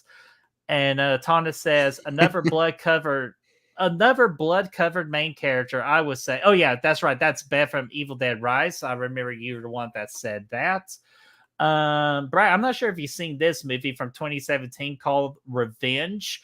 But the main girl, in Revenge. For some reason, I looked up and I saw the J and I saw the Revenge, and I thought Jaws the Revenge, and I said, "What the fuck?" But no, yeah, she was great. She was actually really good, and yeah, she got covered. That's actually a good pick. Very obscure, great pick, but yeah, really good pick. Especially that third act, man. Oh my god.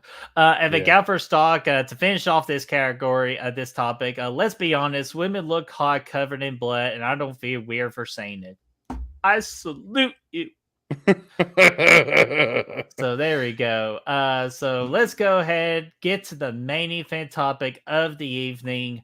It's the one that really symbolizes the genre of horror. One of the most important things you have to have in the horror genre.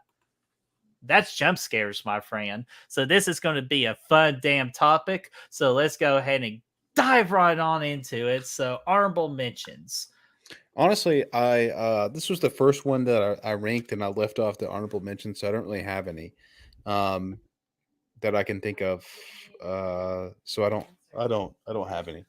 Okay, not a problem at all. I got 2 honorable mentions myself. And actually, these honorable mentions for me came from trailers, because these are the 2 moments that I jumped the most in a trailer. And I wanted to give them their proper dues, because I didn't want to credit them for the whole movie, because their movies not quite as great, except for one. One of them was good. But the first honorable mention is the Nun jump scare from The Nun, where it was that trailer where the nun was following Sister Irene. She turned around and said hello, and that other nun comes out of nowhere.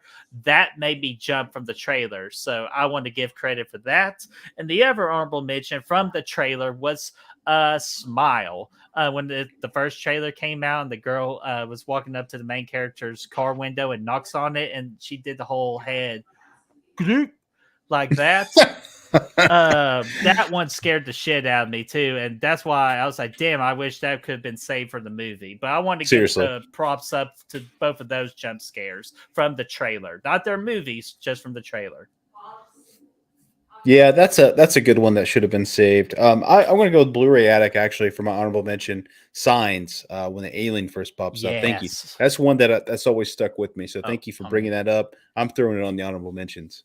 All right. Further than that, honorable mentions too. And Let me so go number go 5 ahead, though. Brad. Go with your number 5.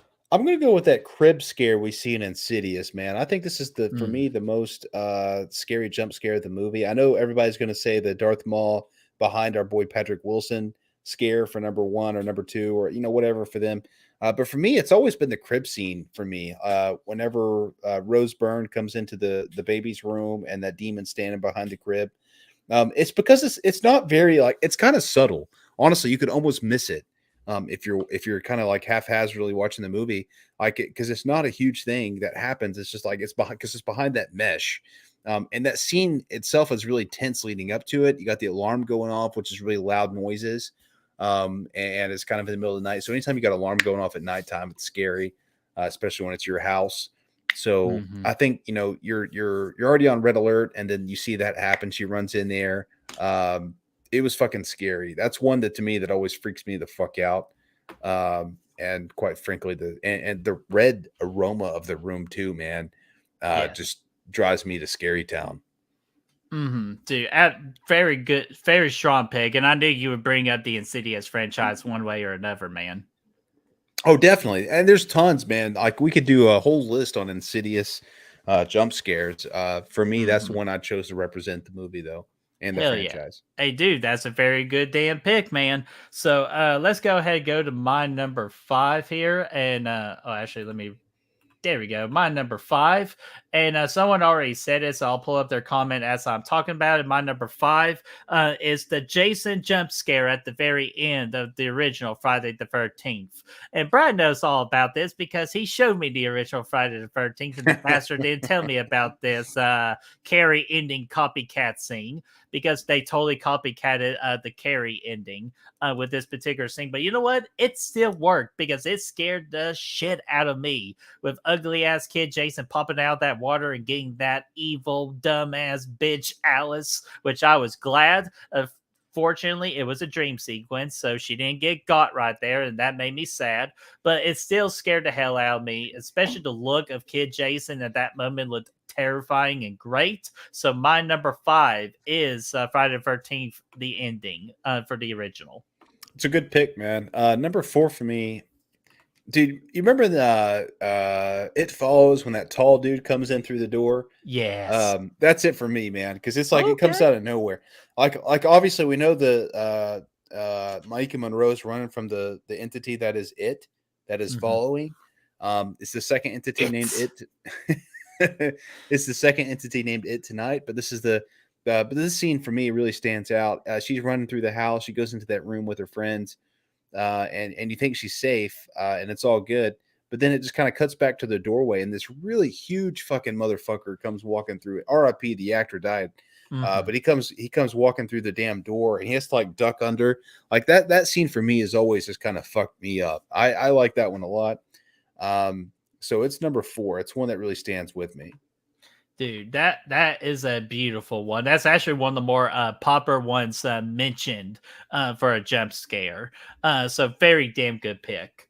So let's see here. My number 4.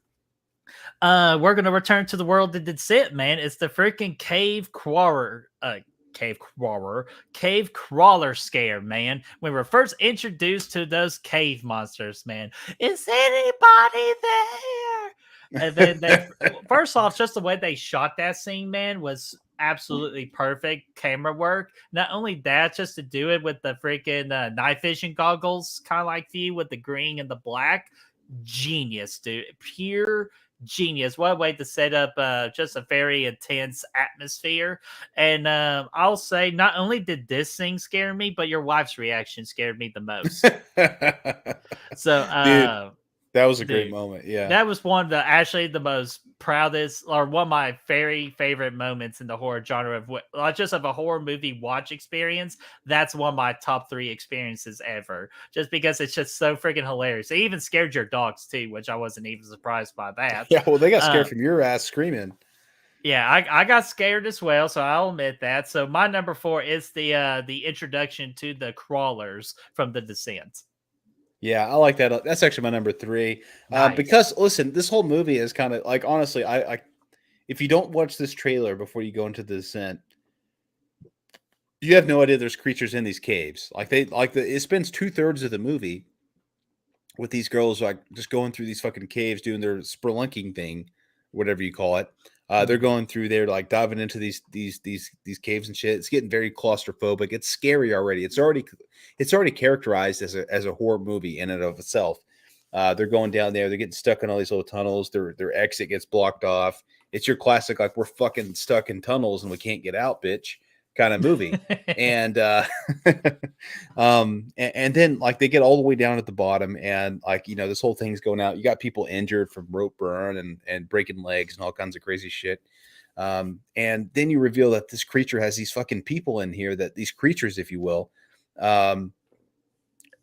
The way they present that, yeah, it's absolutely epic. You had no idea it was coming. Like you said, it's a found footage style jump scare where they got this camera they have with them while they're diving in these tunnels, and they're like, hey, is there actually, Brady? It's their source of light at the moment because they don't have any flares. Like they're trying to see what's in front of them. There's no lights or anything down there, so they're using this fucking night shot mode on their camera to look around and see what's out there.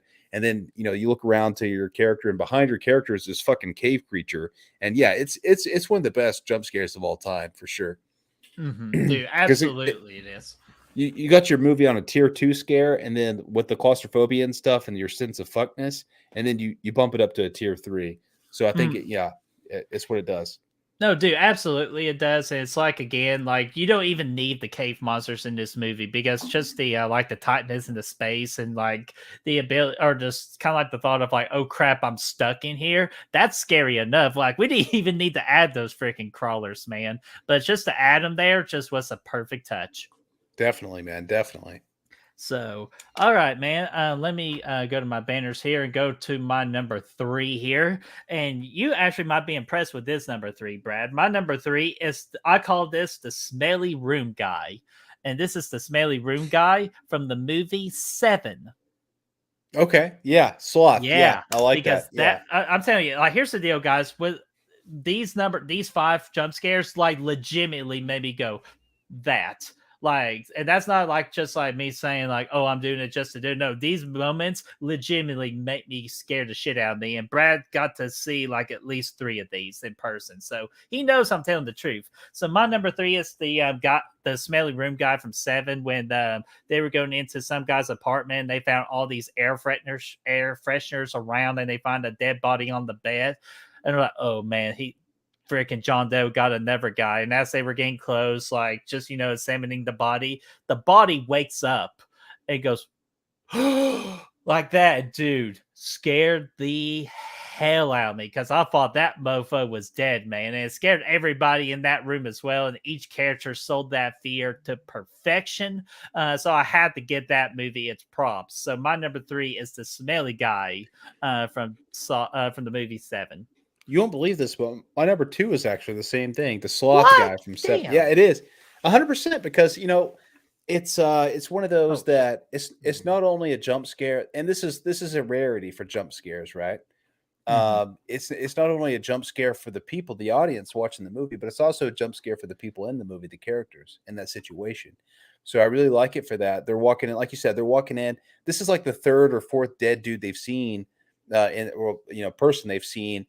In the movie, like they got this serial killer that's fallen to 7 deadly sins. You start with gluttony was the first guy, and then it goes from there. And this guy was sloth. He's like, I think he's 4, maybe he's 3. They get to the sloth guy. They actually think this is the killer when they bust into the apartment because of some false clues that the actual killer left out, Kevin Spacey. So they bust into his room, and the dude's fucking dead. He's all shriveled up. He's been tied down to a bed made to look like he's like completely starved, because he hasn't been able to eat because he's been starved, because he's been tied down to the bed. And like he's completely like, it's just bones pretty much at this point with there's some skin wrapped around the bones, but still he's still laying there in bed. He's all fucked up. And they walk up and they're like, oh man, I hope you got what you got what do you say? I hope you got what you deserve, motherfucker, or something like that. The guy, like you said, he inhales, and it just fucking everybody in the room's like, holy shit, this guy's alive. What the fuck? He didn't make it much longer after that.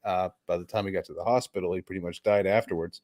But it was epic. It's one to me. I think it's one of the best jump scares of all time. Obviously, it's my number 2. It's one of the scariest movie moments of all time, and I think it's really good. Hell yeah, dude. So dadgummit, I thought I was going to be the only one doing that, but man, you sneaky bastard, you. But no, that's a great placement for it. But there's two that actually, like for me personally, go beyond it. But if I have to do take my personal opinion out of it, I probably would say the 7 one is the number 1. But let's go ahead and go to my number 2, Faux Brad, and my number 2. It's going to be the lawnmower from Sinister. Because when Brad showed me this movie the first time, again, asshole Brad did not warn me about this whatsoever. He just said, watch the movie and have fun with it. And I was having a good time with it until I saw that moment, because I did not see it coming.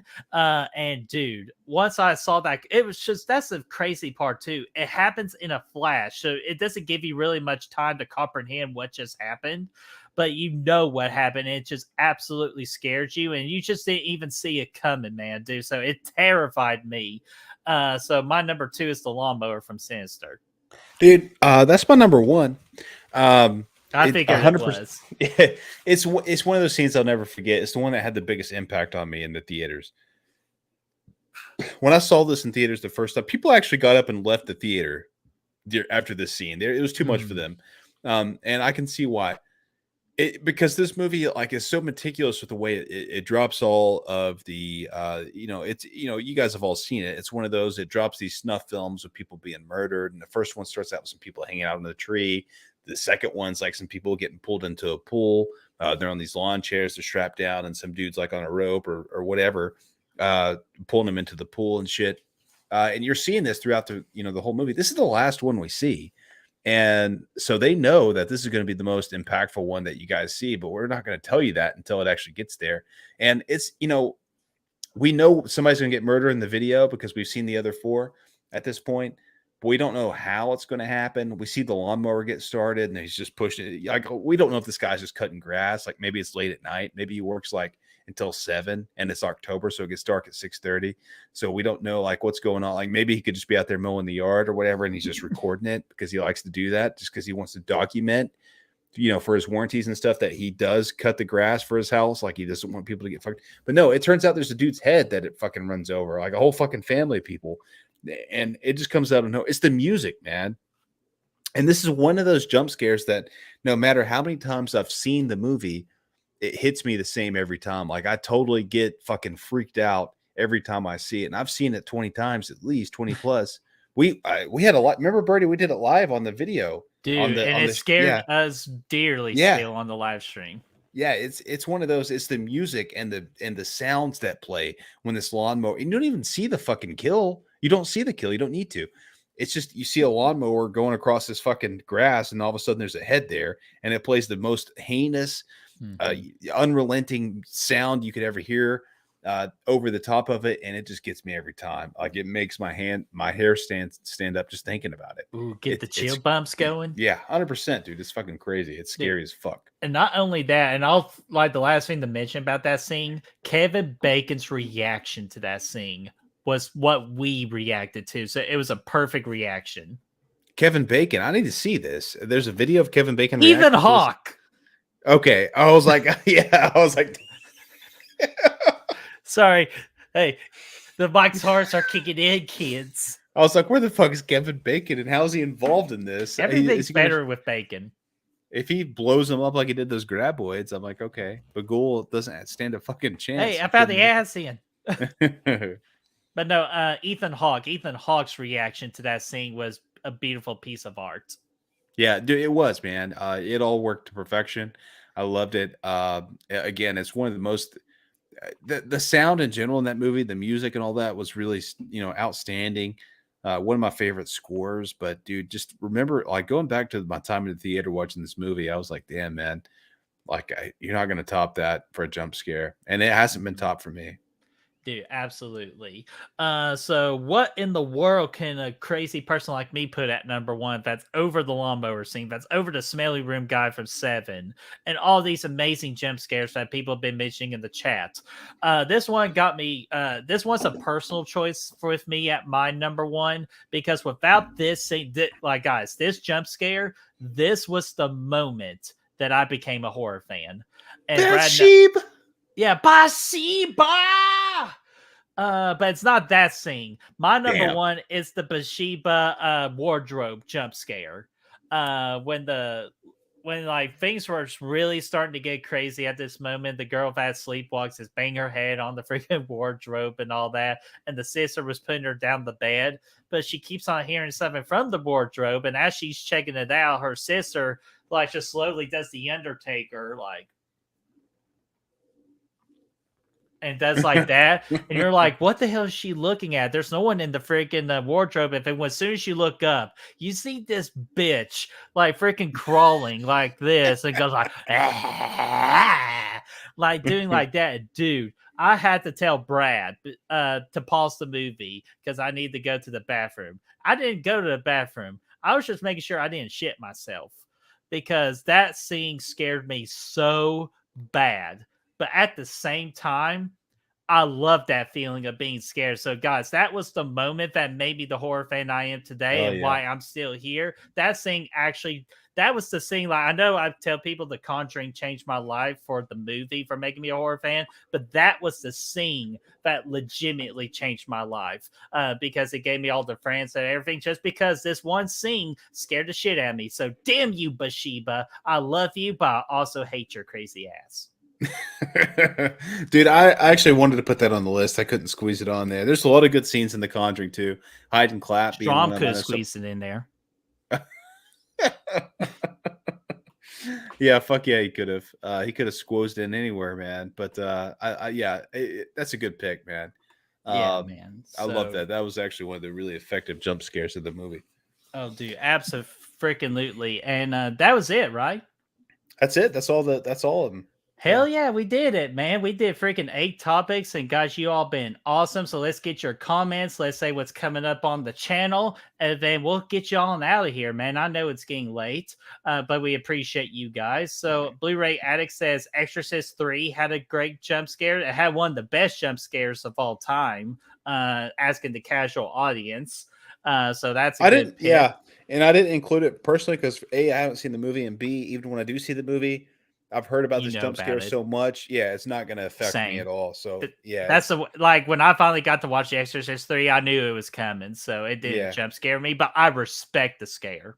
Yeah, objectively, it's fantastic though. Hide and clap from The Conjuring. That is a great one, but unfortunately for me, I saw it in the trailer, so that kind of gave it away for me. But I'll be honest with you, that's actually the best one to give away in the trailer. So because they kind of marketed your movie, so still good pick. Melissa says jump scare from Halloween 2. Michael comes up out of nowhere at the beginning. Was in the girl house. She's saying hello because the door opens up. He cuts her throat. That is a good one actually. For a Halloween movie, that because Halloween's not really known for jump scares. But that's one of them. Like obviously Michael in the closet in 2018 was good, but that one was ruined by the trailer. But there's a few other ones where he pops up, out of nowhere. So Gory, we're old, dude. Don't worry about it, man. Like it might be 9:23 for you, but it's 10:23 for us. And yeah, like over Sebastian says right here, it's 22. Yeah, I mean, like we're getting old, guys. We might be in our 30s, but you know what? Getting old sucks. Yeah, it does. I gotta wake up at 7. That's maximum time of waking up at 7. Yeah, well, I gotta wake up even earlier for myself tomorrow because I'm going to brunch. Oh, brunch is good, man. Hey, brunch is excellent. Key. Hey, another thing you get to enjoy while you're old is brunch. So Galver's dog. My number one is Sadaku's face appearing in the bus window with no accompanying music during a daylight expository. I don't even know what movie this is. Though. What movie is that, Galver's dog? That sounds very interesting. Sudoku. Let me see what Sudoku is. Oh, wait a minute. Is that the Japanese Grudge? That's what my guts I just tell me typed in is fucking Sudoku. That's not the same thing. But here we'll come back to that comment here in Galver's Dog. Blu-ray Addict says the closet reveal in The Ring. I actually watched that movie for the first time ever today, and yeah, that scene was scary as shit. So I agree with that, Blu-ray Addict. Yeah, it's really good. Actually, it's really effective. The Ring's just not one that I like. I think about all that often. Like, it's a great movie. Oh, but I'm going to, because yeah, it instantly chopped into my top 10 of 2000s horror of all time. It's up there, man. Like, it's one of the better stories. I'm probably going to rewatch it before the tournament. It's on Paramount. Yeah, and I have that movie back here too as well. There you go. Paranormal Activity, when she threw Mika. Yes, and she yeeted her his ass. Yeet. I meant to fucking put that actually on my list or honorable mention it. Actually, but yeah, and that's again with the fuck around find out with Mika. Like, this is where it comes to, this is where we figure out how much he got fucked up. Oh, it was the American Grudge, Brad. I thought it was the Japanese version, but it's the American Grudge. That's what I've been talking about a lot recently because I want to see it again. I haven't seen it since it came out. I have not seen it because we've always talked about doing that epic freaking slash it out between The Ring and The Grudge. Yeah, that would be perfect because they came out around the same time. Exactly. Yeah, so, yeah, dude. Yeah, for sure. Plan on that. We'll plan on doing that soon. Oh, for sure, man. Zodiac C says the Bagul at the end of Sinister. That's a good one. Yeah, that one was cheap to me. That was like, let's just scare the audience one more time. But but it's still effective. Yeah. Oh, yeah. I mean, yeah, it made me fucking jump. It was still effective, but it was still like a cheap jump scare. The jump scare at the end of Unfriended. That's a good one. That's a good flick too. I haven't seen that in a while. Yeah, and Hat She Put 63 says, I jumped a lot while watching The Strangers, like the one from 2008. That's a very good one. It does have a few good jump scares, but the suspense scenes are what gets me in that one. It's the ones with the dude creeping around in the background and stuff like that. The poster, yeah. Here's a funny one. Samuel L. Jackson killing Deep Blue Sea when the shark ate me. A fucking shark ate me. Drink, bitch. Jurassic Park. Yeah, that was a good one. Samuel L. Jackson, it's my beer. Yes, you deserve to die, and I hope you burn in hell. Gavver Stock to finish it out. The hot chick turning old in The Shining was good. Really lowers your guard. Yeah, it also lowers your standards a little bit. That's not the only thing it lowers. Oh, man. So a couple more. We got to get out of here because, again, that's old farts here. Rosie says, those baboons in The Omen. Dude, very good one. Because that's a good choice as well. For sure, man. I like that. Evil Dead Rise. The Mother Deadite was damn scary.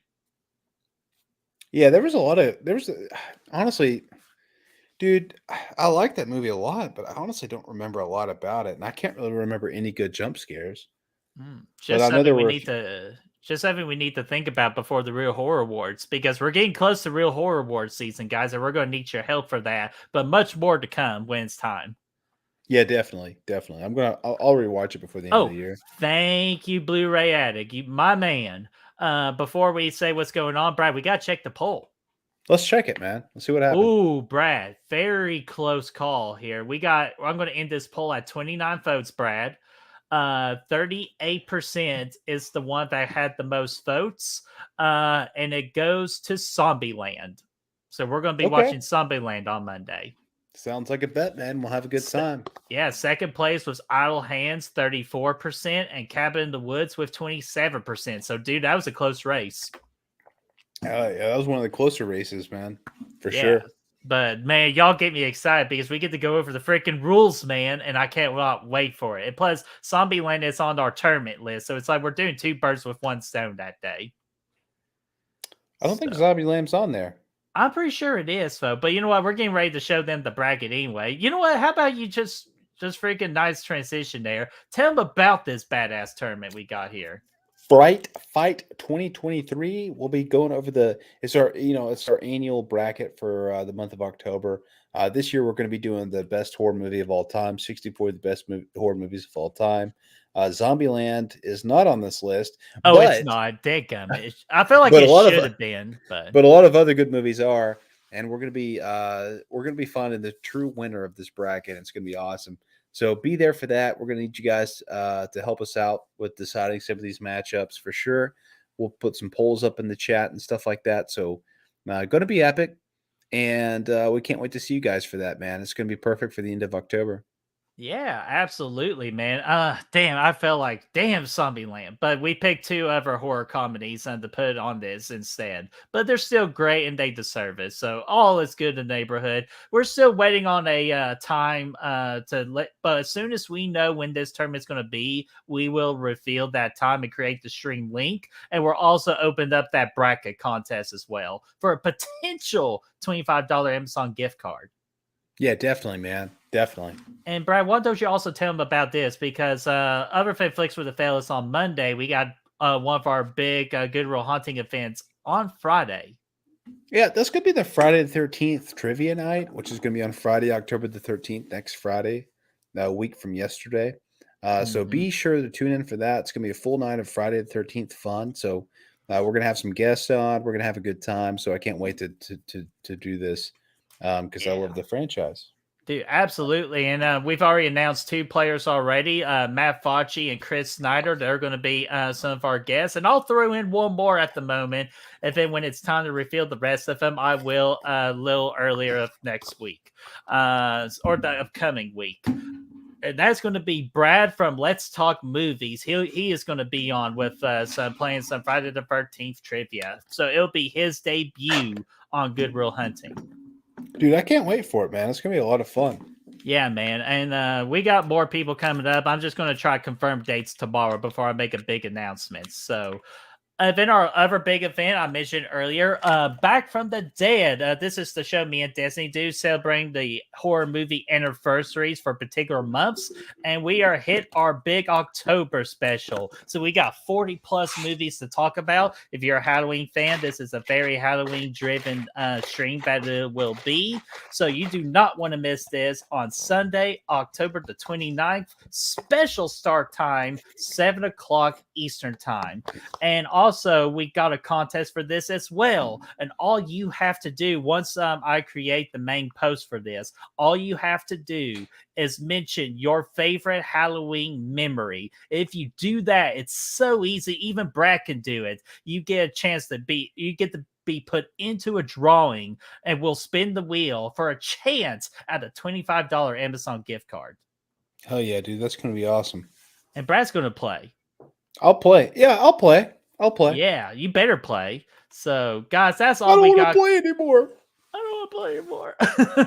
So, guys, that's all we got coming up on Good Real Hunting. I'm sure we might try to throw a couple of more things in. We'll do our best if our schedules permit it. But, man, we're going to go ahead and close it out. I've had a great time. Brad, I know you had a good time. I love doing these things, man. The rankings are a lot of fun. So we'll do another one soon. Again, we got a list of ideas that we keep running for rankings. So it's gonna be fun. And yeah, looking forward to the rest of the month, watching some spooky movies, talking spooky movies with all you people. So it's gonna be good. Yeah, and I will go ahead and finish out with the last word tonight. And those last words are, be sure to hang out with us on Flicks with the Fellas for Zombieland. Tomorrow, I will reveal the time and the thumbnail for it, so y'all can go ahead and set your reminders. And the last word of tonight is... Actually, you know what? I'm not going to say the last word tonight. I'm going to let my boy Joe Pesci say the last word tonight. What the fuck is this piece of shit? I love it, dude. I love it.